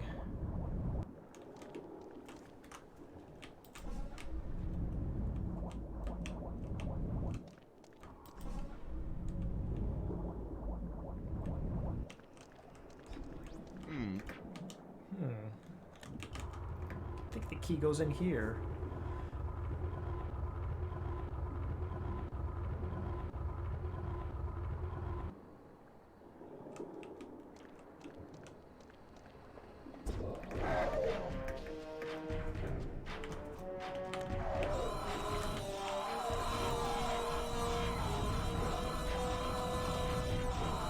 think I could survive this drop. Yeah. The enemies are just screaming.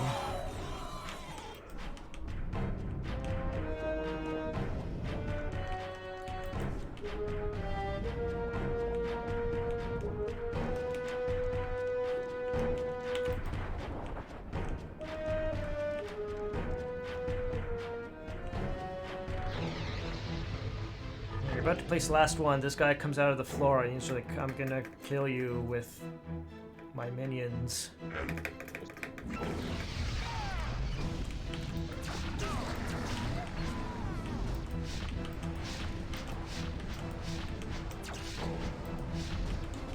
Please let me kill this man. Okay. I hope this.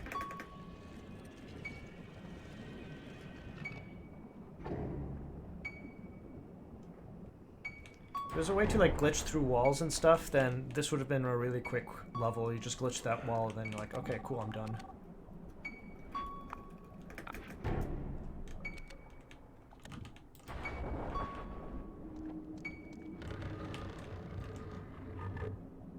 Having successfully escaped the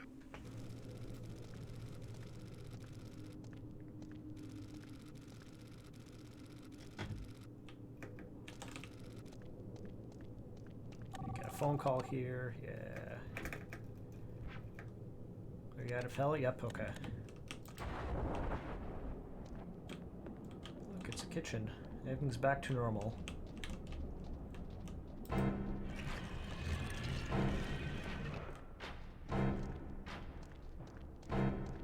Mysterious light. I wonder what it is.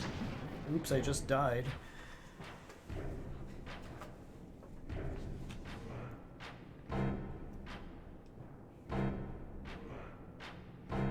This must. This is one of those other puzzle things, which I think I figured out from memory. I don't have it written down anywhere, so this is just going to be like, oh, I hope I do this right.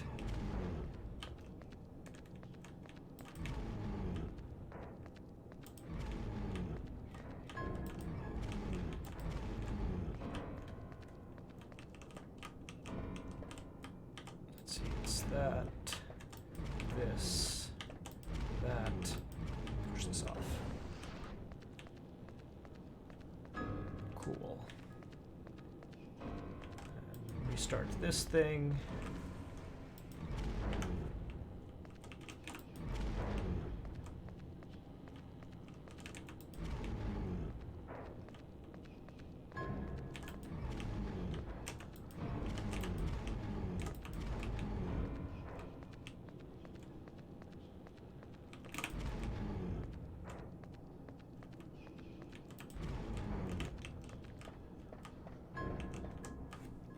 This is correct. So I do that.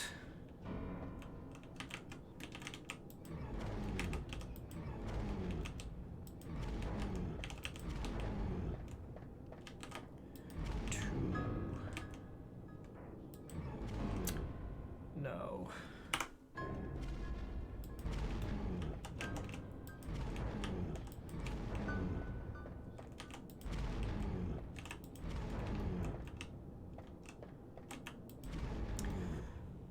No.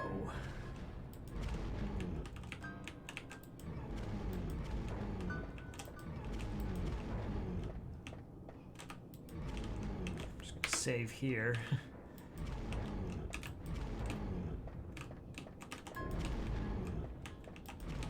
There we go.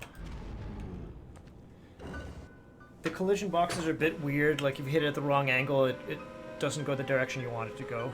Oh, thank God. I was Here's the beginning most to think annoying I'd never character. see the light of day again. What a- That's the artifact. It's a talking head. It's thousands of years old and gives you wisdom from like previous alien civilizations or something. Then Krebs Spawn appears and he's like, oh, you like puzzles? Here's one more puzzle. They're quite. And this one is between, on either side, corners, and done. Congratulations, you solved my puzzle. Here's some more explanation, and I'm gonna kill you. This is a fairly straightforward boss fight. He just kind of teleports to one of these area corners. Smack him around for a bit. Teleports to another one. I think it's 4 hits.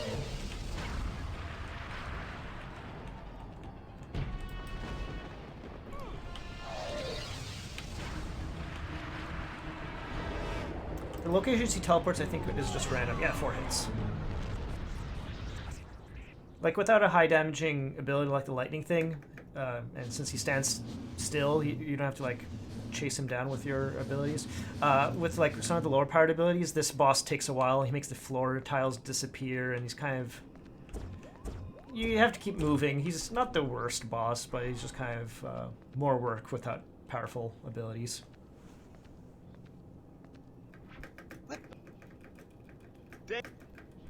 Damn. And he gets more backstory about, you know, how the world's going to end because of what the guy who rises from the floor is trying to do. If he unites, you know, the head and some other things, bad things happen. So he's like, well, better get this to a safe place and just carry it.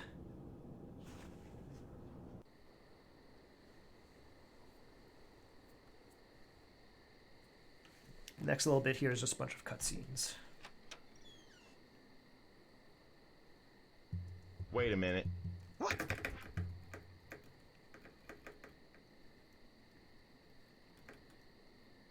Nothing. I just thought I heard something.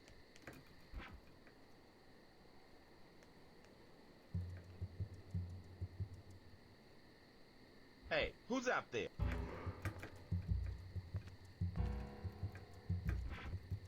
Oh, you... You see?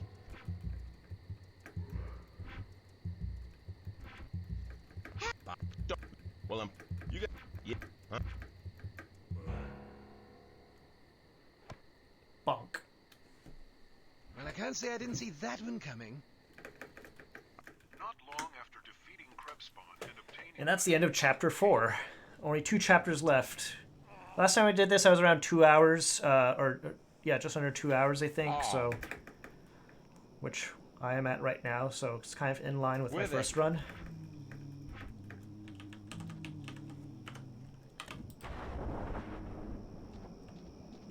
What's up? What's all this then? Zoink, Scoob, there's zombies here.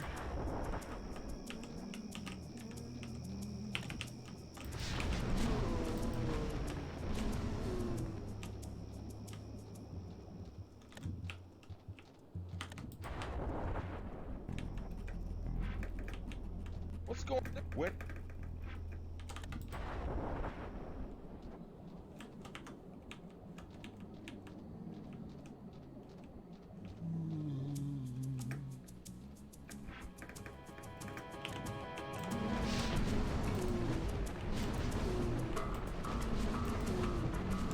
I'm not gonna kill the dog, I'm not gonna kill the dog, I'm not gonna kill the dog. I'm just gonna run away. Hey!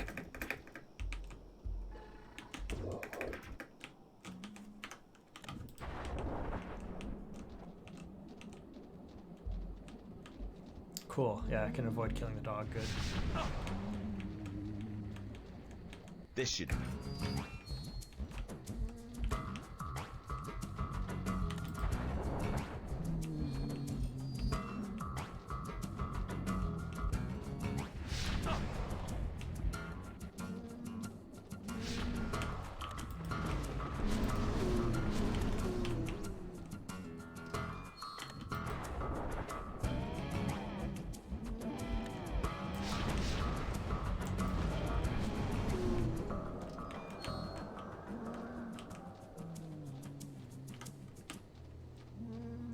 Thankfully, this part right here, you could just like bypass a lot of enemies and the gate's still open. Not this one, I think, though.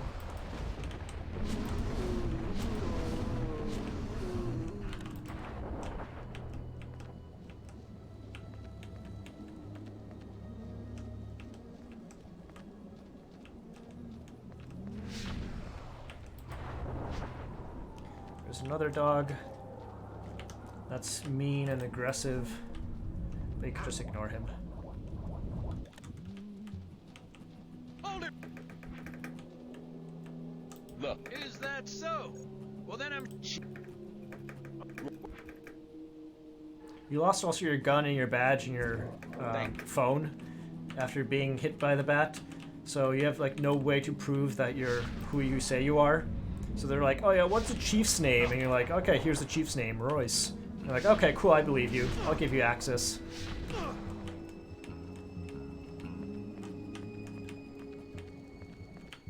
All right.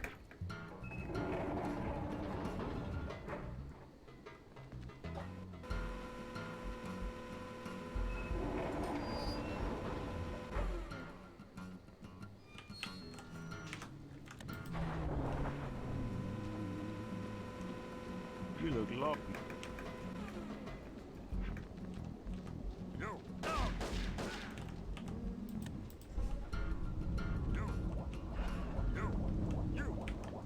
Fall damage here is also, I think, like pre-calculated, because if you fall this full height, you just die.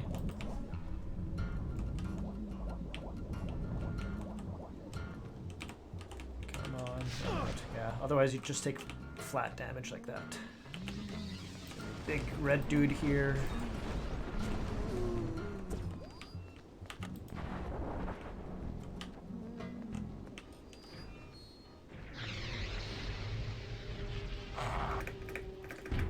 You again.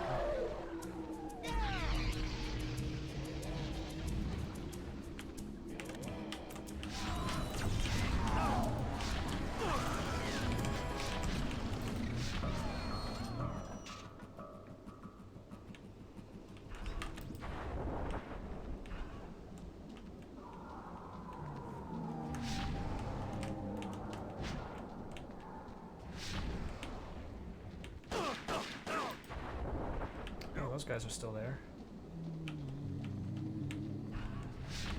Let's forget where to go from here. I think it's towards... past this. To the right. Yes, okay. Hold it. And this guy recognizes you and he's like, yeah, he's a friend.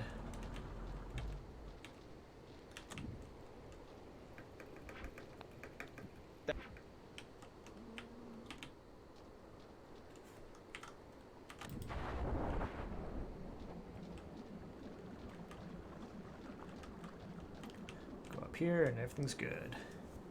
After learning that the Bone Priest's barge might be located on the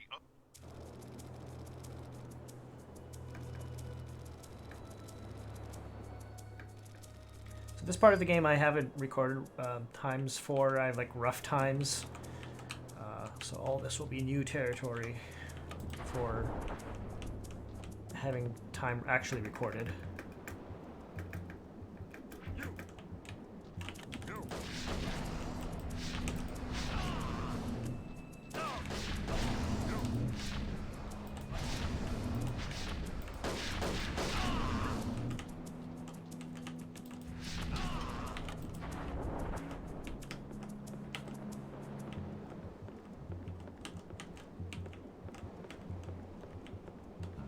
This is probably one of the more longer levels, but kind of just boring in terms of there's a lot of rooms like this where just a bunch of enemies spawn, you kill them, you move on to the next area, you come back over here, and this repeats over and over.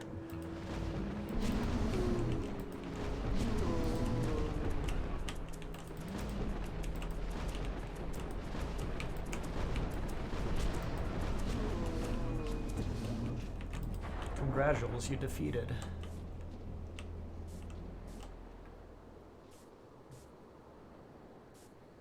Okay, look, there's my phone. Better ring this thing. And this guy's just like a jerk. He's like, I won't open the door for you. I'm just gonna keep hanging up on you. Don't hang up on me. What? Hello? He's like, give me my phone back. And he's like, nah, I'm just gonna ignore you.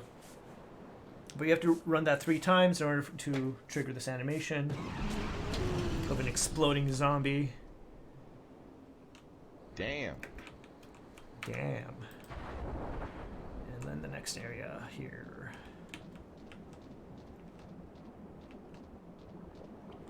Oh, look, a circular room that has 2 entrances.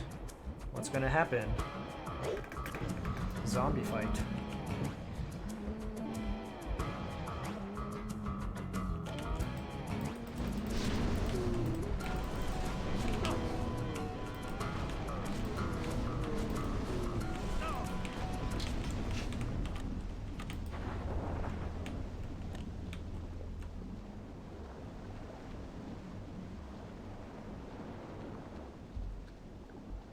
Please.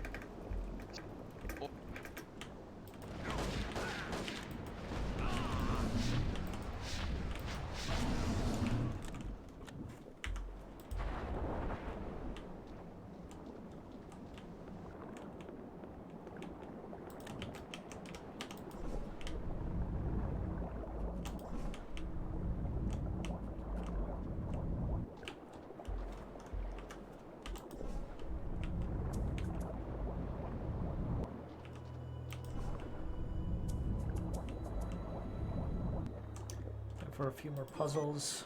This 1552. No, it's 1522. Okay.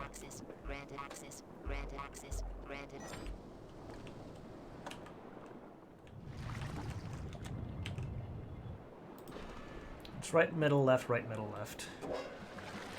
And this little gate puzzle over here where you try to get the key to the other side.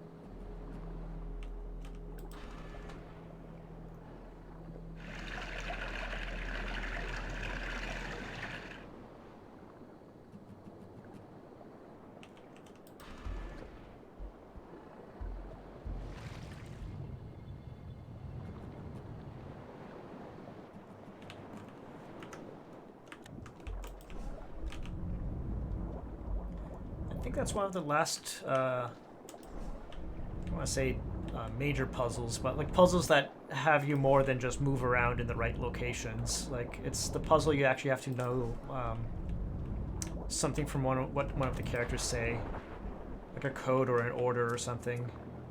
Everything else is just, as long as you move in the right location type of puzzles, you'll be fine. Wrong direction.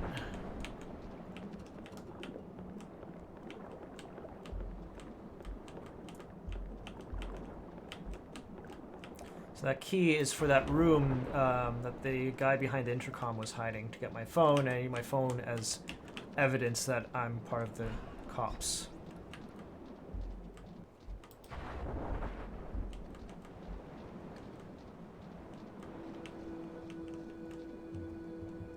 It's locked. No, I messed that up too. I didn't pick up the key. So the key is right here. Yes, that's why I came this direction. I pick up the key, then I go all the way back. Yes, getting the key is the reason I go this direction. Good thing I quick saved there because I'm smart.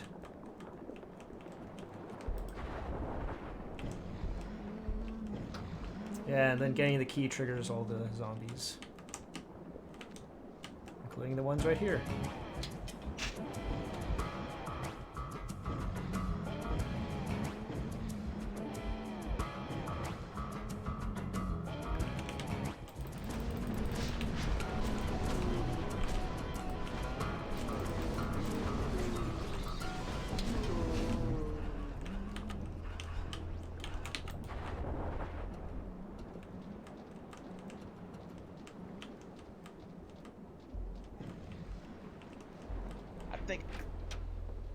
Hi there. Remember me? He's like, oh yeah, sorry about that. It's all just a misunderstanding. And this is the only NPC in the game that has a green circle like that you can just kill. So you could kill him however you like, because he was mean to you. You could. It's not considered. Your aggression chip does not bring you down for killing him. That's just a neat little thing. Oh my.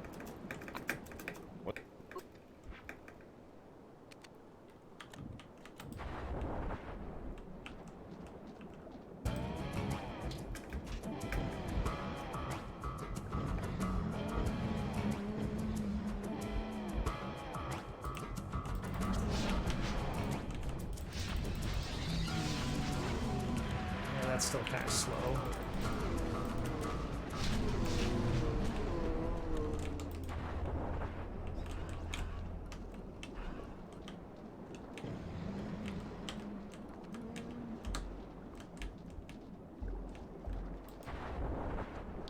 A lot of back and forth in this. Now I'm back on the deck.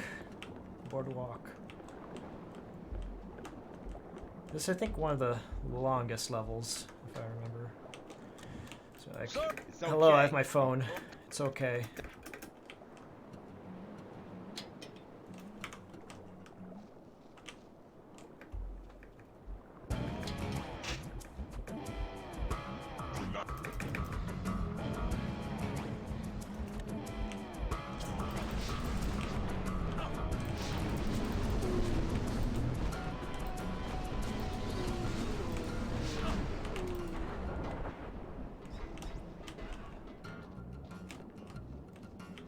Somebody!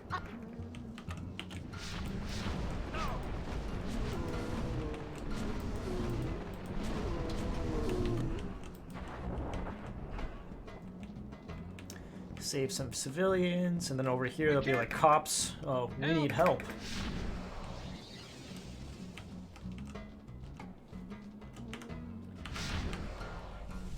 I'll just let the cops die.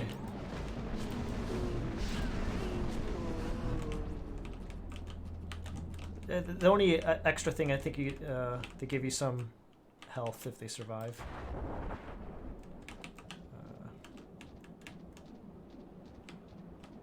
But I have to do it anyways to open up this gate. Well,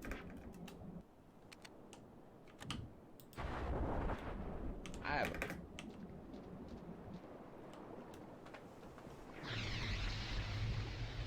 Look how cinematographic that cutscene is. It's just gotta rotate around. Cinematic.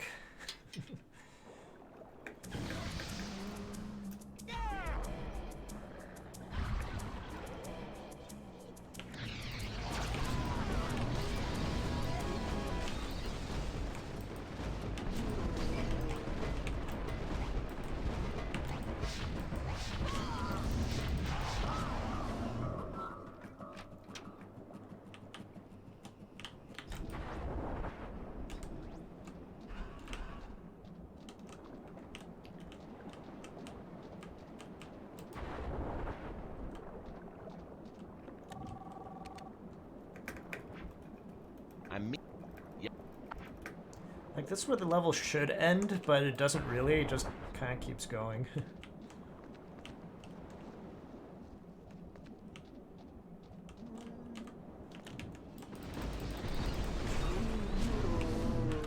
Got your badge. Show this cop your badge and be like, look at my badge. It's like, yep, you can pass now.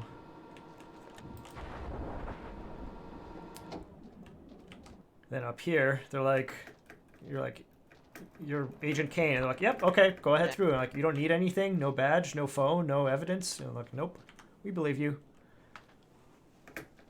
Which makes just, the dialogue, it makes it a little silly over there if you just went through all of it. Kane. You meet Strasbourg, your old friend. All right.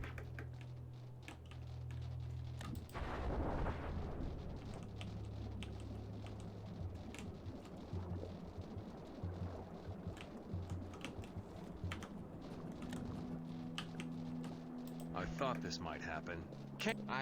There's a mechanism over by the dam that lowers this bridge, but you'll need the access card I have to operate it. Got it.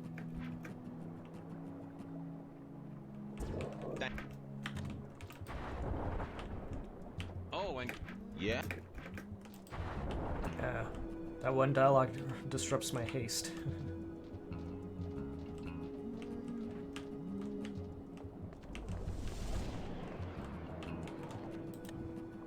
Telekinelli.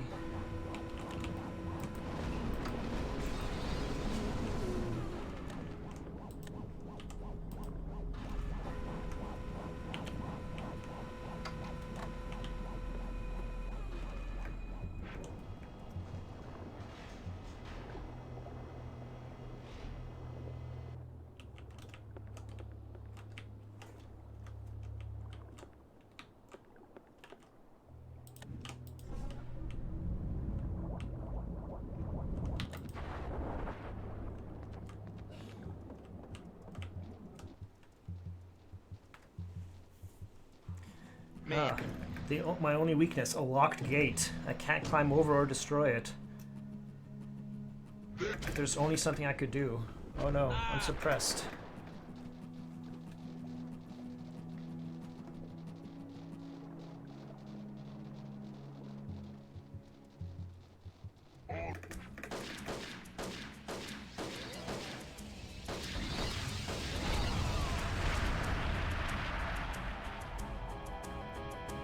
bastard!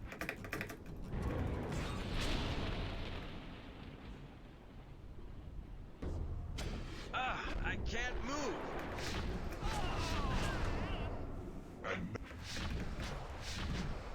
Oh no, your best friend, he's taking lots of damage. And he's dead!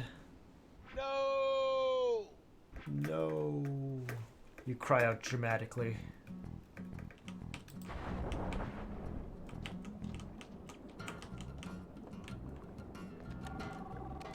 Hey Kane, what's up? Oh, my friend just died. Okay.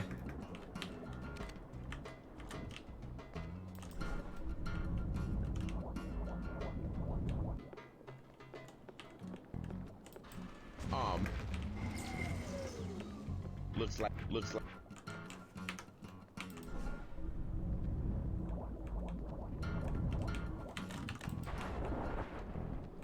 It's just not his day.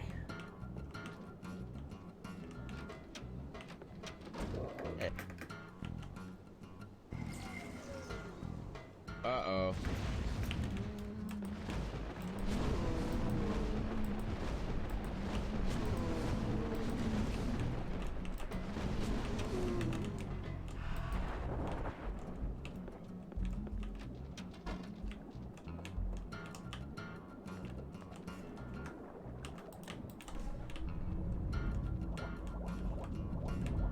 Looks. Put the fuse back in.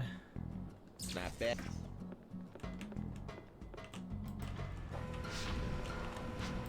Some friends waiting over here for me.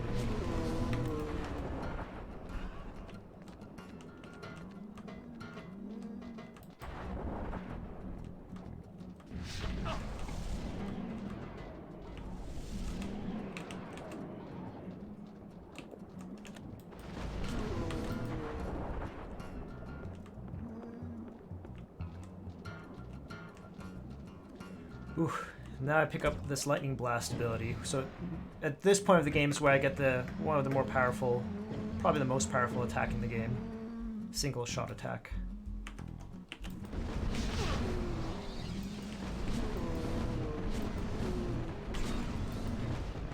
What's also nice about it is it does this like splash damage.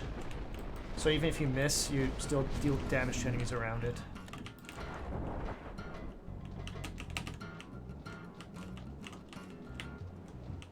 We just fought like some of the strongest enemies in the game, and now these like thugs are just like, hey, we're gonna beat you up with a gun and a baseball bat.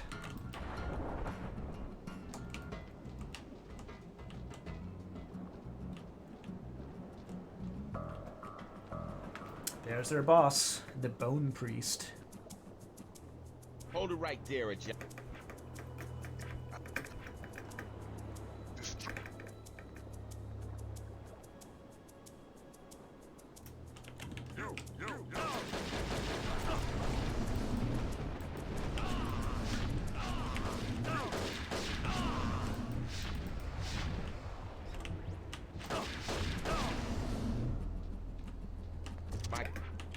got my gun back, so now I have my gun, badge, and phone. All my equipment's back. And it's boss time. Yeah, that wasn't that long of a level. It was, what, like 18 minutes?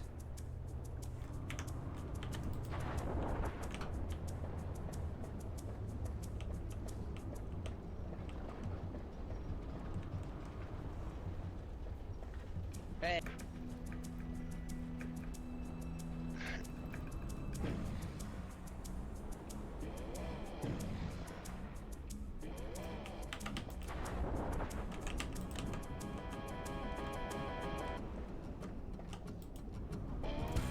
That's where I need like Sunblast for like the one time.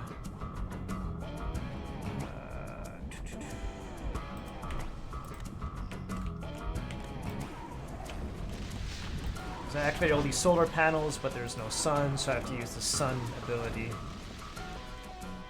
to light up the solar panels. That weakens him enough that I can attack him.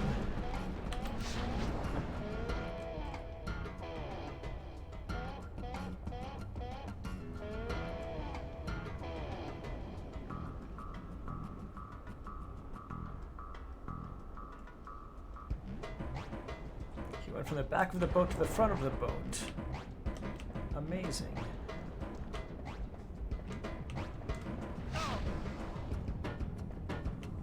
And I basically have to do the same thing over here. Pull the switch, light up the solar panels.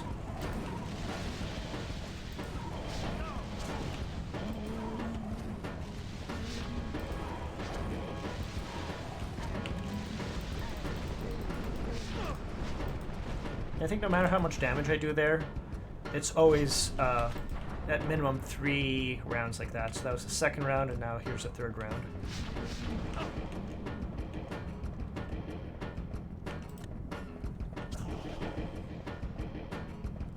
This time the solar panels are already deployed, so just like bam, bam, bam.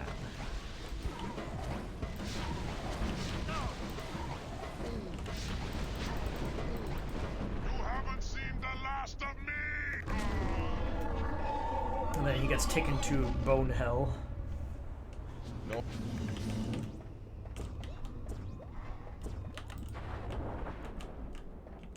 And this boss, even without, well, in the, like not New Game Plus, is fairly easy because you get a lot of those health power-ups, and they just keep respawning. So you could just use your expensive abilities and you'll be fine. So here I'm going to make a manual backup save.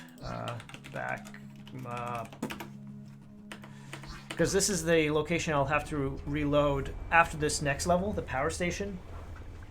Because most likely I'll encounter that issue where my stats become 0 and I lose some abilities because of some weird bug in the game. So then I'll just kind of reload this and then load that chapter. Now to find Gold Gotham. That's the bad guy.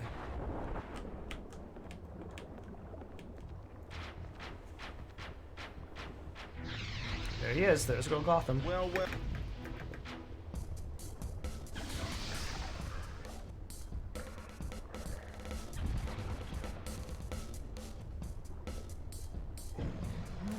Very slow introduction to each and every enemy that spawns.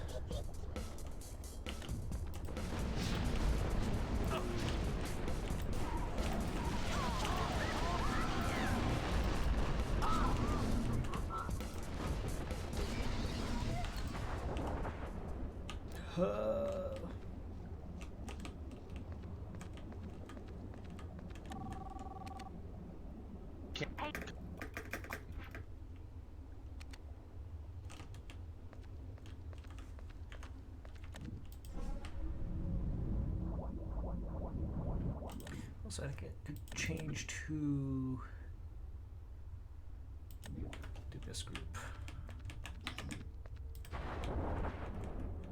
Man.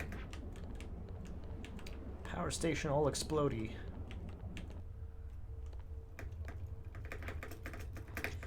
Basically your brother Abel, the lightning man, came through here and just blew stuff up for some reason.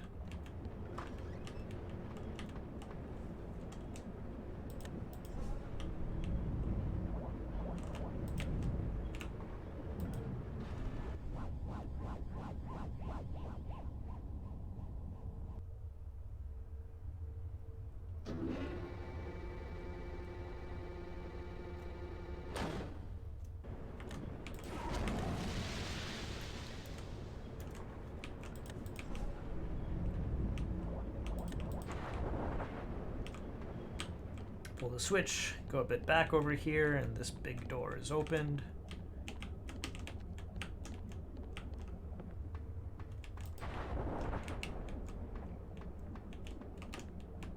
Wrong way.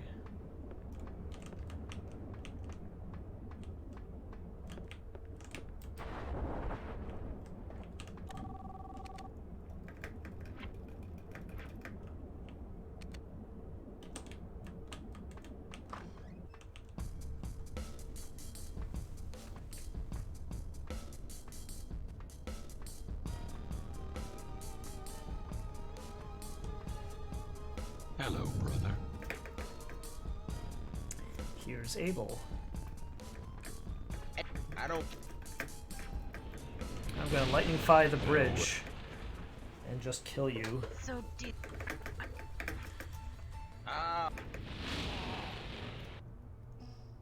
And so Bobby's also in this power station somehow for some reason, and then Abel's trying to find him because he needs to unify the little boy Bobby, the talking head, and I think one other thing to make like end of the world happen.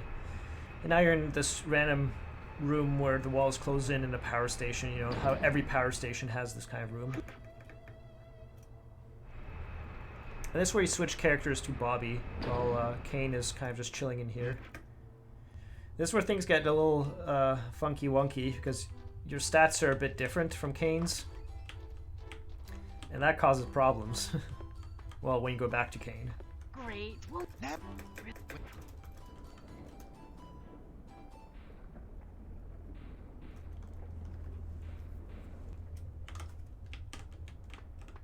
And there's no haste here, but you do have all the truth abilities, which are all the white themed talents.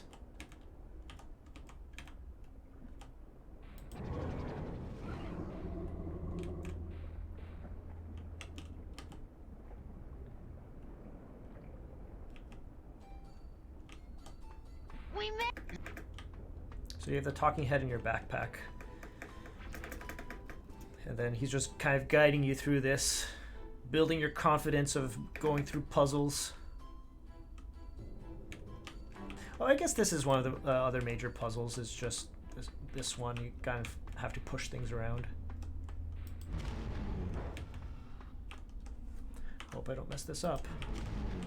So the order here matters because it gives you access to certain areas, and you could accidentally block off your access, and then you have to go back and hit a reset switch, which you probably don't want to do in general.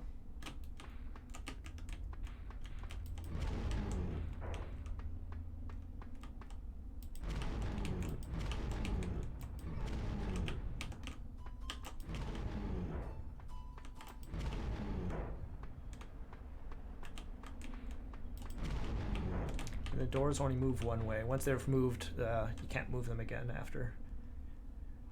So the goal is to lower all the laser doors in the middle and move that big door across.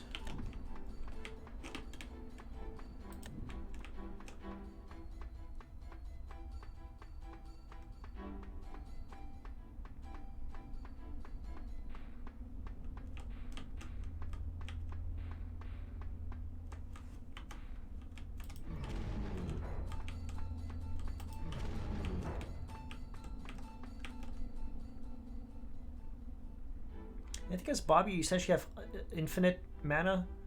Your sanity, your blue bar, bubble, orb, which causes problems when you go back to Kane. I think something's just not programmed correctly, and it just causes issues when you return to Kane.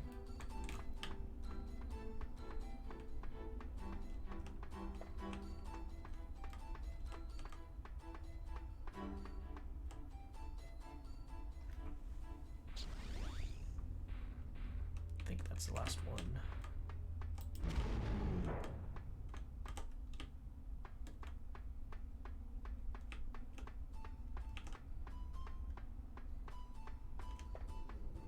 Move so slow without haste.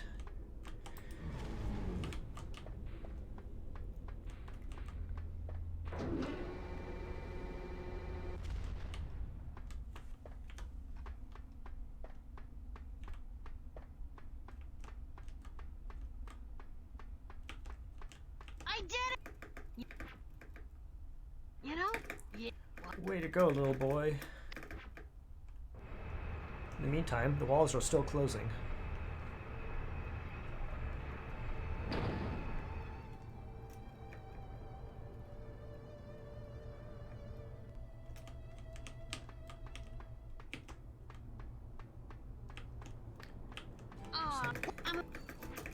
Some more reveal the thing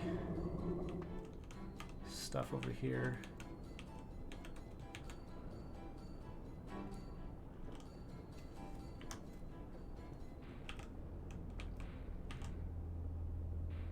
The solution to this one is just you go diagonal, then across here, and diagonal again.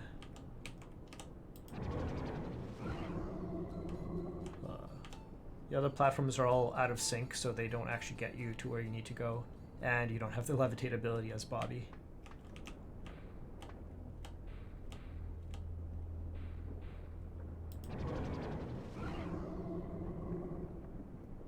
I think the first pass, these are out of sync, or like they don't line up. You have to wait for a whole rotation for them to line up.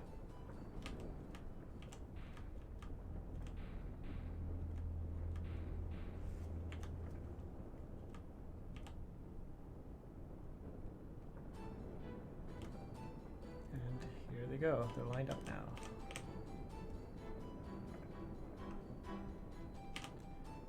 This part's tricky because I always wonder if I could... No, I can't make it because that dialogue interrupts me there. So I have to wait for a whole rotation of this as well.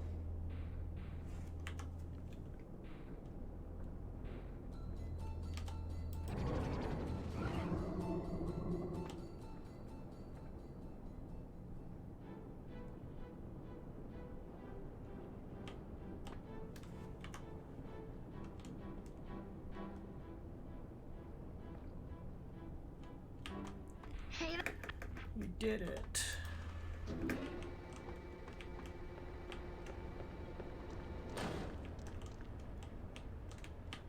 Let's see,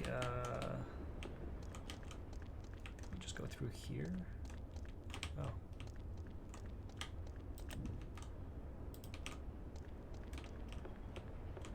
Oh no, it's up through here. So you get this neat thing which is like a repulse, which just pushes things back away from you and it kind of just freezes them in position, so it makes this a lot easier. It's kind of like the only time in the whole game that function is used, this feature.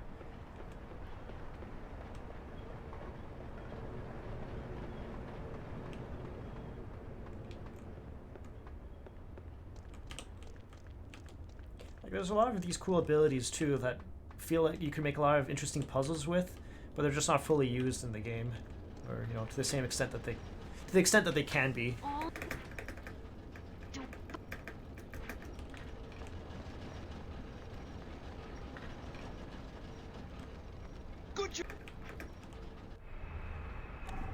Meanwhile, Kane gets a phone call. I'll call you back.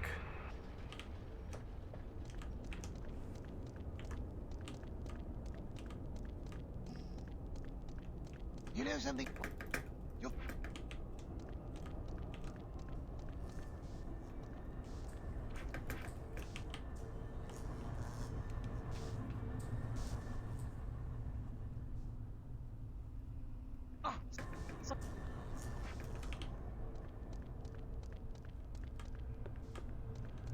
This is just a timing one. You have to pull the switch when the propellers are lined up correctly, like that. And they could walk across it afterwards.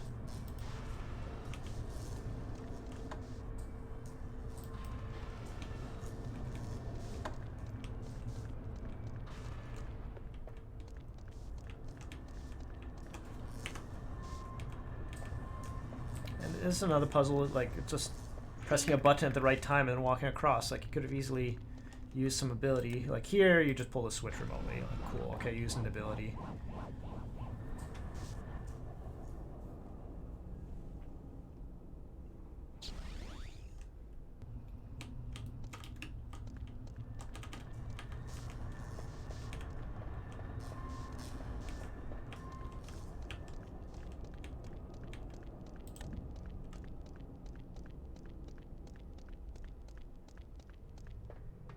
So how...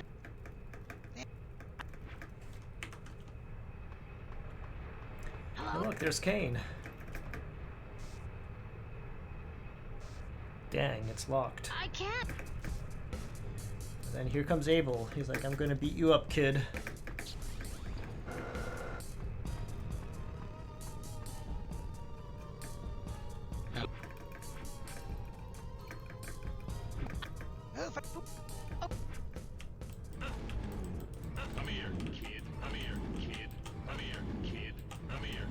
Get ready for that dialogue to just keep repeat. I gotta push him into this vent and then Yes, you. hurt him like that.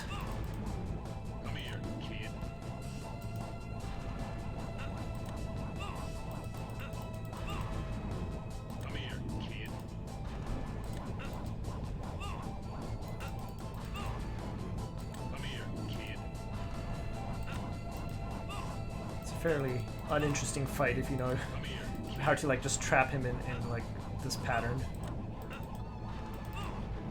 Just have to keep on push and then just pull the switch.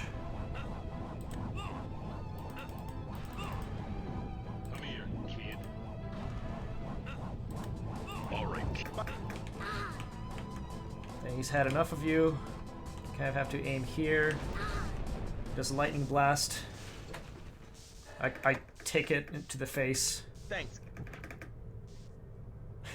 I think Abel was supposed to be using some ability over there. Oh, interesting. My talents are persisting. So that bug that I was getting before is not happening now. So this is where the bug would happen. My stats would become 0-0 and a lot of my talents would just disappear. And I think it's something, as I'm playing with Bobby, if I'm doing any reloads or something like that, it might be affecting it. I'm not sure, because I did this all in one go without any reloads, I think. Come here, kid. Come here, kid. Hey.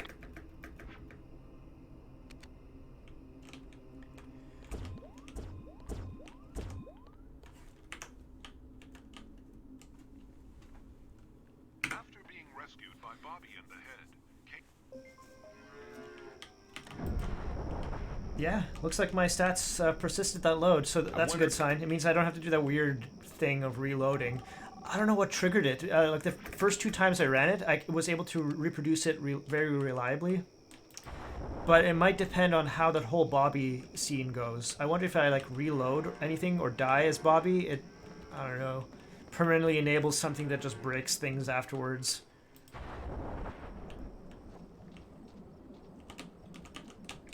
do I talk to, this guy?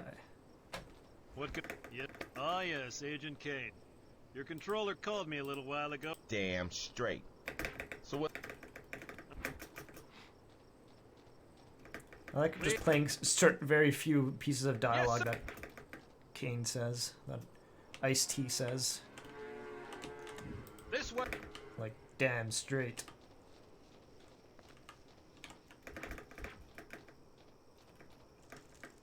What was... I don't... Here's like one of the most interesting enemies in the game, I think, and I remember when I was playing this many years ago as a kid, this was like the most scariest scene for me. It was just like... Negative. Zombies, that's fine, you know, like weird science experiments, that's also fine. Demons, yeah, they're pretty cool. But this is like the most like, whoa. It's like this cow with butcher knives. Just covered in blood. You saw that thing. Are you sure you still want to...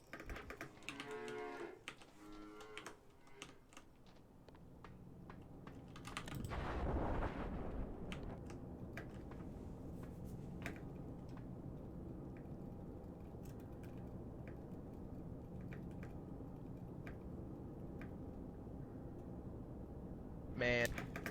Next mission is just the meat plant. And they never really explain why the cows are just like alive like that. It just now like it just is. Someone did that, and that's like that's all there is to it. Cows are coming alive trying to kill you.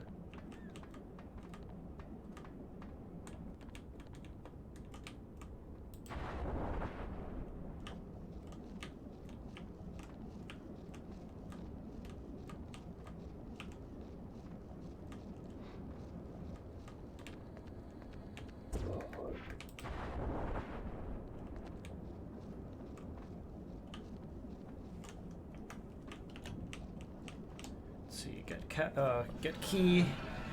Now you face some cows for the first time in person. They're quite beefy, if I do say so, despite being very bony. They have a lot of health and can take a few hits. And I think these are essentially the most powerful, like, common enemy in the game.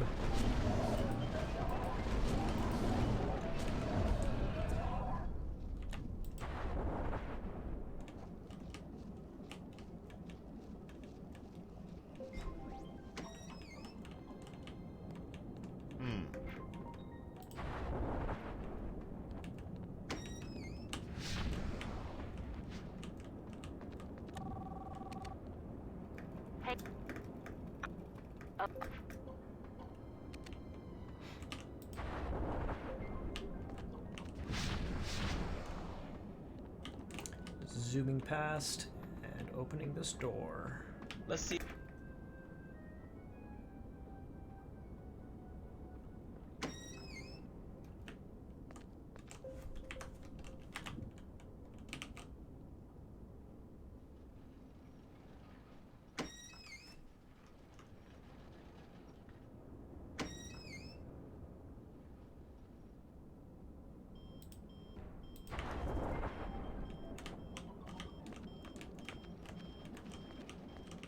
So I'm gonna go left here first. Huh. Did I accidentally trigger something?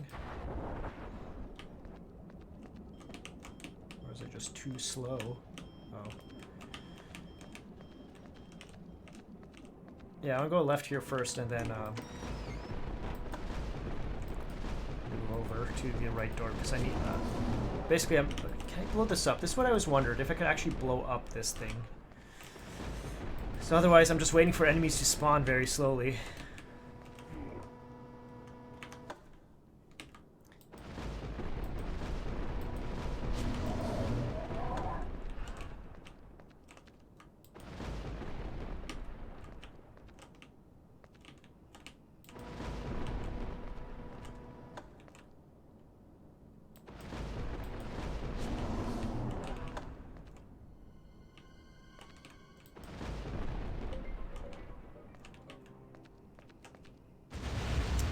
And then just explodes. Now the ones down here, I think you can explode these. Yeah.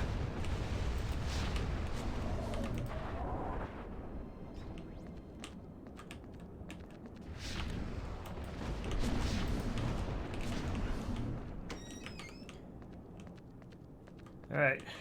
This is another weird part. It's the meat. The meat scene. So I'm just gonna let this one fall down because I can't make it in time. I'm gonna perform a manual save here because this is the bad meat area.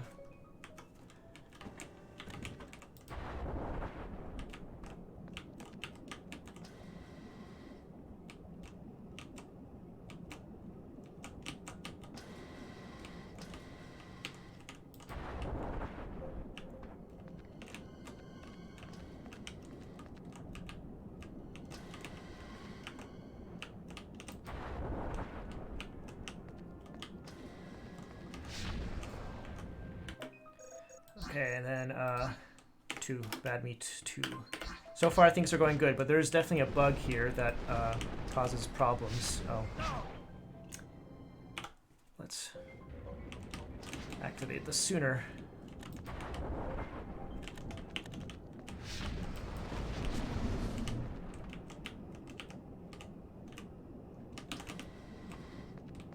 Okay.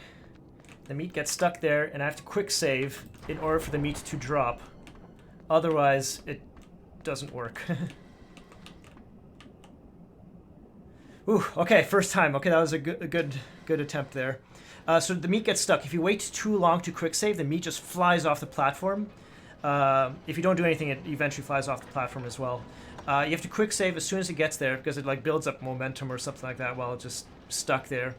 And quick saving causes like this weird pause delay. I don't know what happens, but the animation then resumes, and then the meat falls down and continues moving on. I'm not sure if this is a refresh rate thing, like the other stuff, but like when we were doing this for the first time, roommates and I, we spent so much time trying to figure out like what's going on over here, and eventually we just did the quick save. I think I don't really know what motivated us to do that, but we just tried it. It was one of the many things, and we're like, oh, cool, that seems to have done something.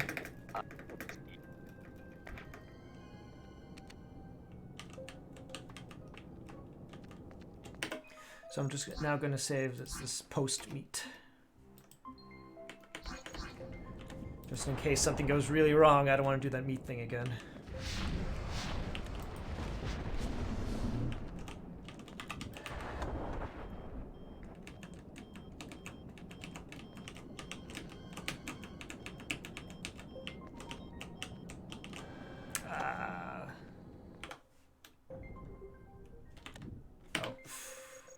Quick save afterwards.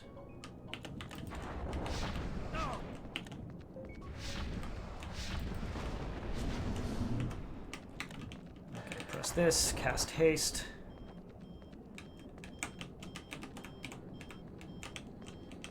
There we go.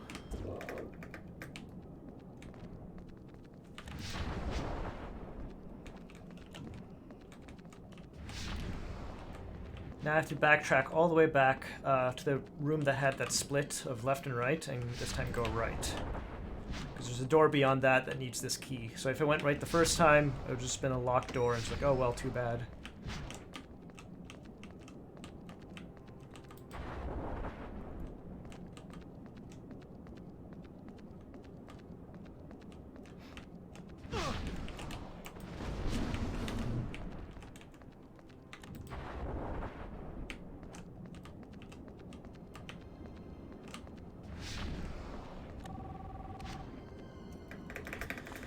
Hello, I'm at meat. Okay.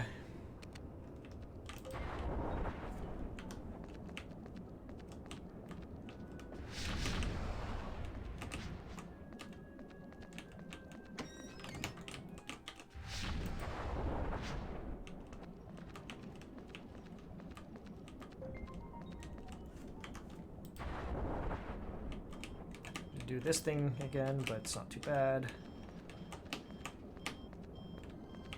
This way. Use the key.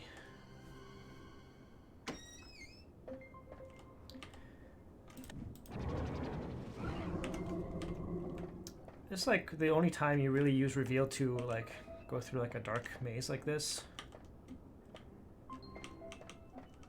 I think mechanically this could have been used in a couple of other scenes in the game, but like playing with the light and dark thing, but it's not, this is like the only time it's really used.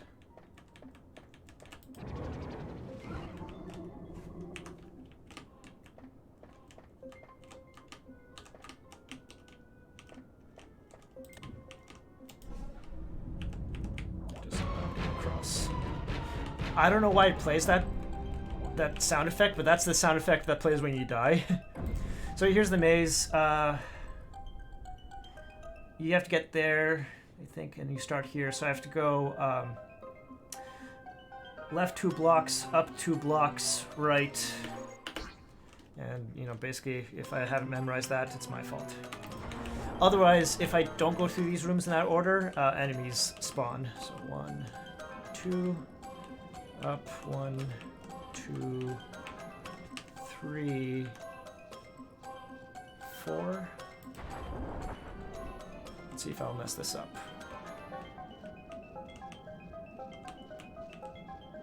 No, cool, okay. I'm good at memorizing a path. Otherwise, enemies spawn, the doors close, you have to fight the enemies, and you can move on to the next zone.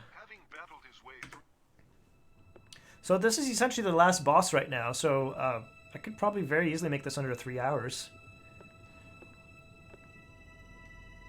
There's one more level after this, the Aftermath, which is just a pushover level.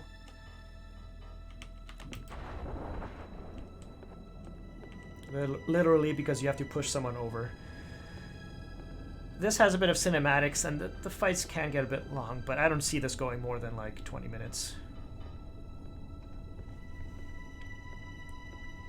So it turns out Aiken was a good person. She was trying to save you this whole time from not coming over here. Bobby and the head have been captured somehow. You see the brain? I guess Abel helped capture them, and now he's just gone. Now, the brains of all the famous psionic people with all these totem powers that you've been defeating or like interacting with throughout the game, they're there, and the only ones missing are Cain and Abel. And with all those, this guy can destroy the world. And I think Aiken was trying to stop him from doing that by just building the same thing. And then he just kind of appears here and is like, I'm gonna just kill you, I guess.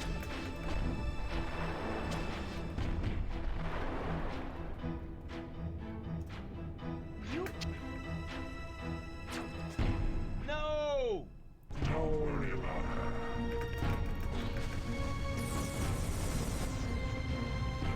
So in the game, Aiken's your mom and Golgotham is your dad, technically, but, you know, he was one of the people who found the artifact with Aiken, and then he was corrupted by its power.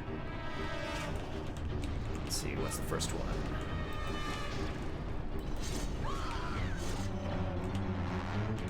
So this boss fight, you destroy the enemies of that type, the brain gets unlocked. Does this work?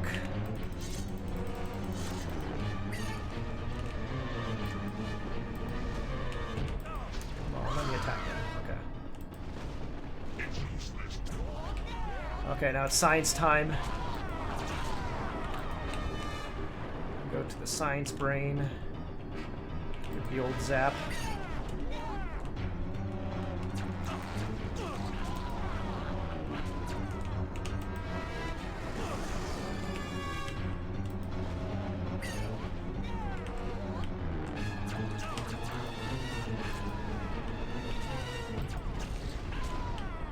So what I remember before, I think I just shot this, like, it was like, yeah, you can take gunshots. That one time you use your gun in this game. It's time for the sun brain, which is over here. So if I shoot it with a gun, no, it doesn't. Okay. I don't know what actually triggers that, but oh yeah, now just. Oh, it doesn't show the damage, but I think I could just hit it with the gun enough times and it will just blow up the brain. I think it's like 4 shots. And it prevents enemies from having to spawn again in order to hit it a second time. So that's a demon brain. Yeah, let's give this a try. So I get my gun and I'm just like 1, 2, 3, 4. And the brain explodes and I don't even have to do multiple waves of that.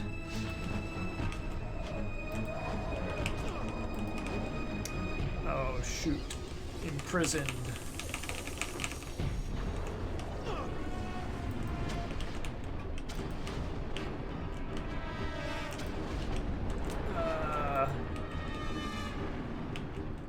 Yeah, being suppressed is not that good.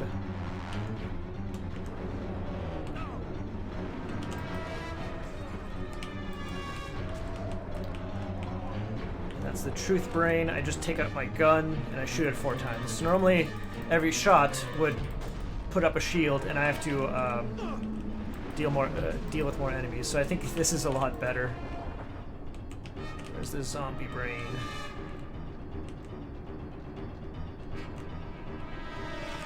Gun. 1, 2, 3, 4.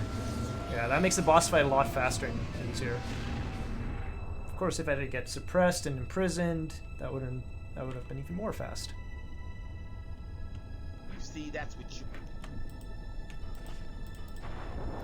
And Kane's all confident, being like, "Oh, I just beat this boss dude. I'm so cool." And then the head's just like, "You're an idiot. That was an illusion this whole time. Here's the real boss."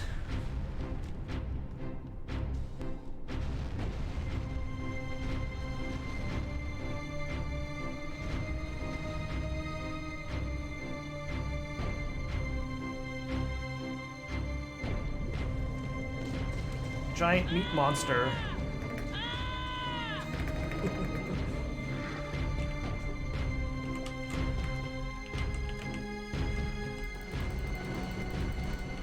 Alright, so I have to break the meat chunks in order to reach the innards over there. I'm not sure if aiming at the right angle gets me access to the innards before, or if I have to destroy all the meat chunks. There we go. And I have to repeat this a couple of times, so kind of teleport around.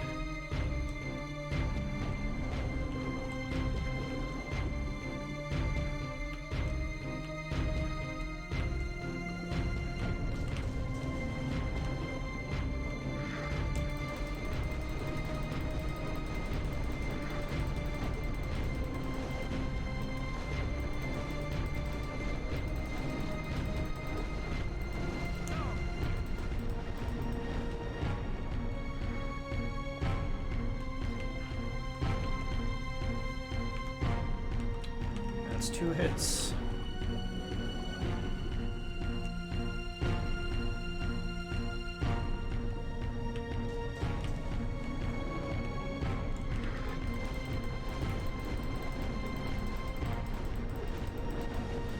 I think if I aim my mouse just right and it bypasses the rib cage, it could actually hit the inner meat.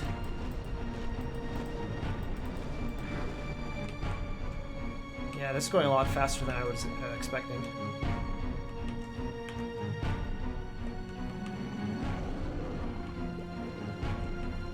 There's one more side, and it's this side. No, it comes back.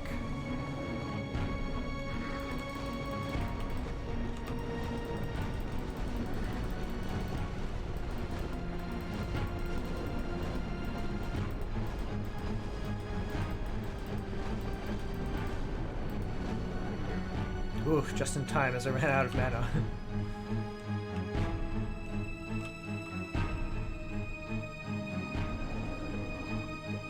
The lightning blast deals the most damage, but also takes up the most mana. 54 per use. I'm not even sure if I actually have to be using or should be using lightning blast. I think I could do enough damage just with like other things.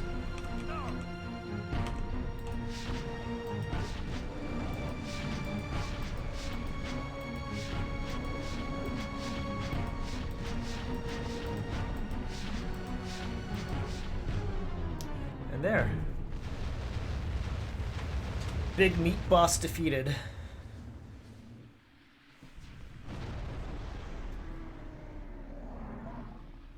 And then rains blood. You see, that's what you get when you mess with Kane. Hey!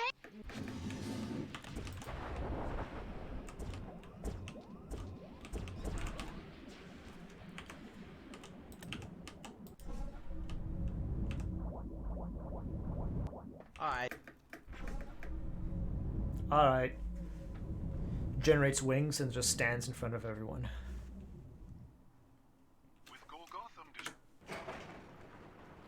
Alright, and here's the aftermath.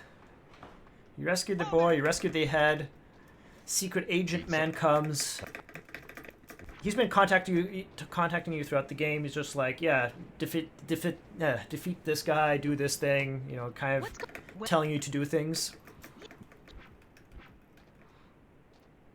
He's like, okay, we're gonna take Bobby with the government. Thanks again for your co-op. But then... Kill him. Yes, sir! Huh? No! He was actually bad this whole time. Then Abel comes and just blows everyone up.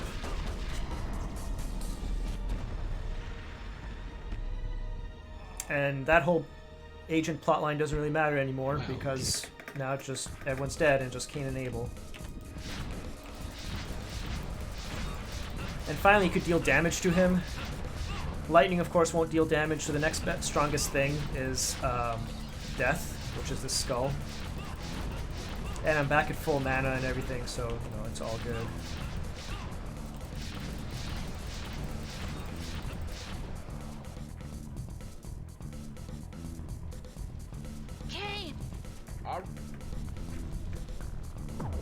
Bobby's like, over here. We've got an idea.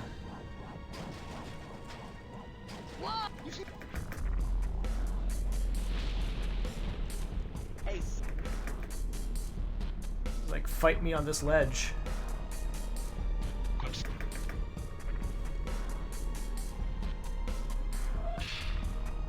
All right. Now he's immune to damage, but he can be pushed around. And this is how you defeat the final, well, aftermath boss, is you just push him off the edge.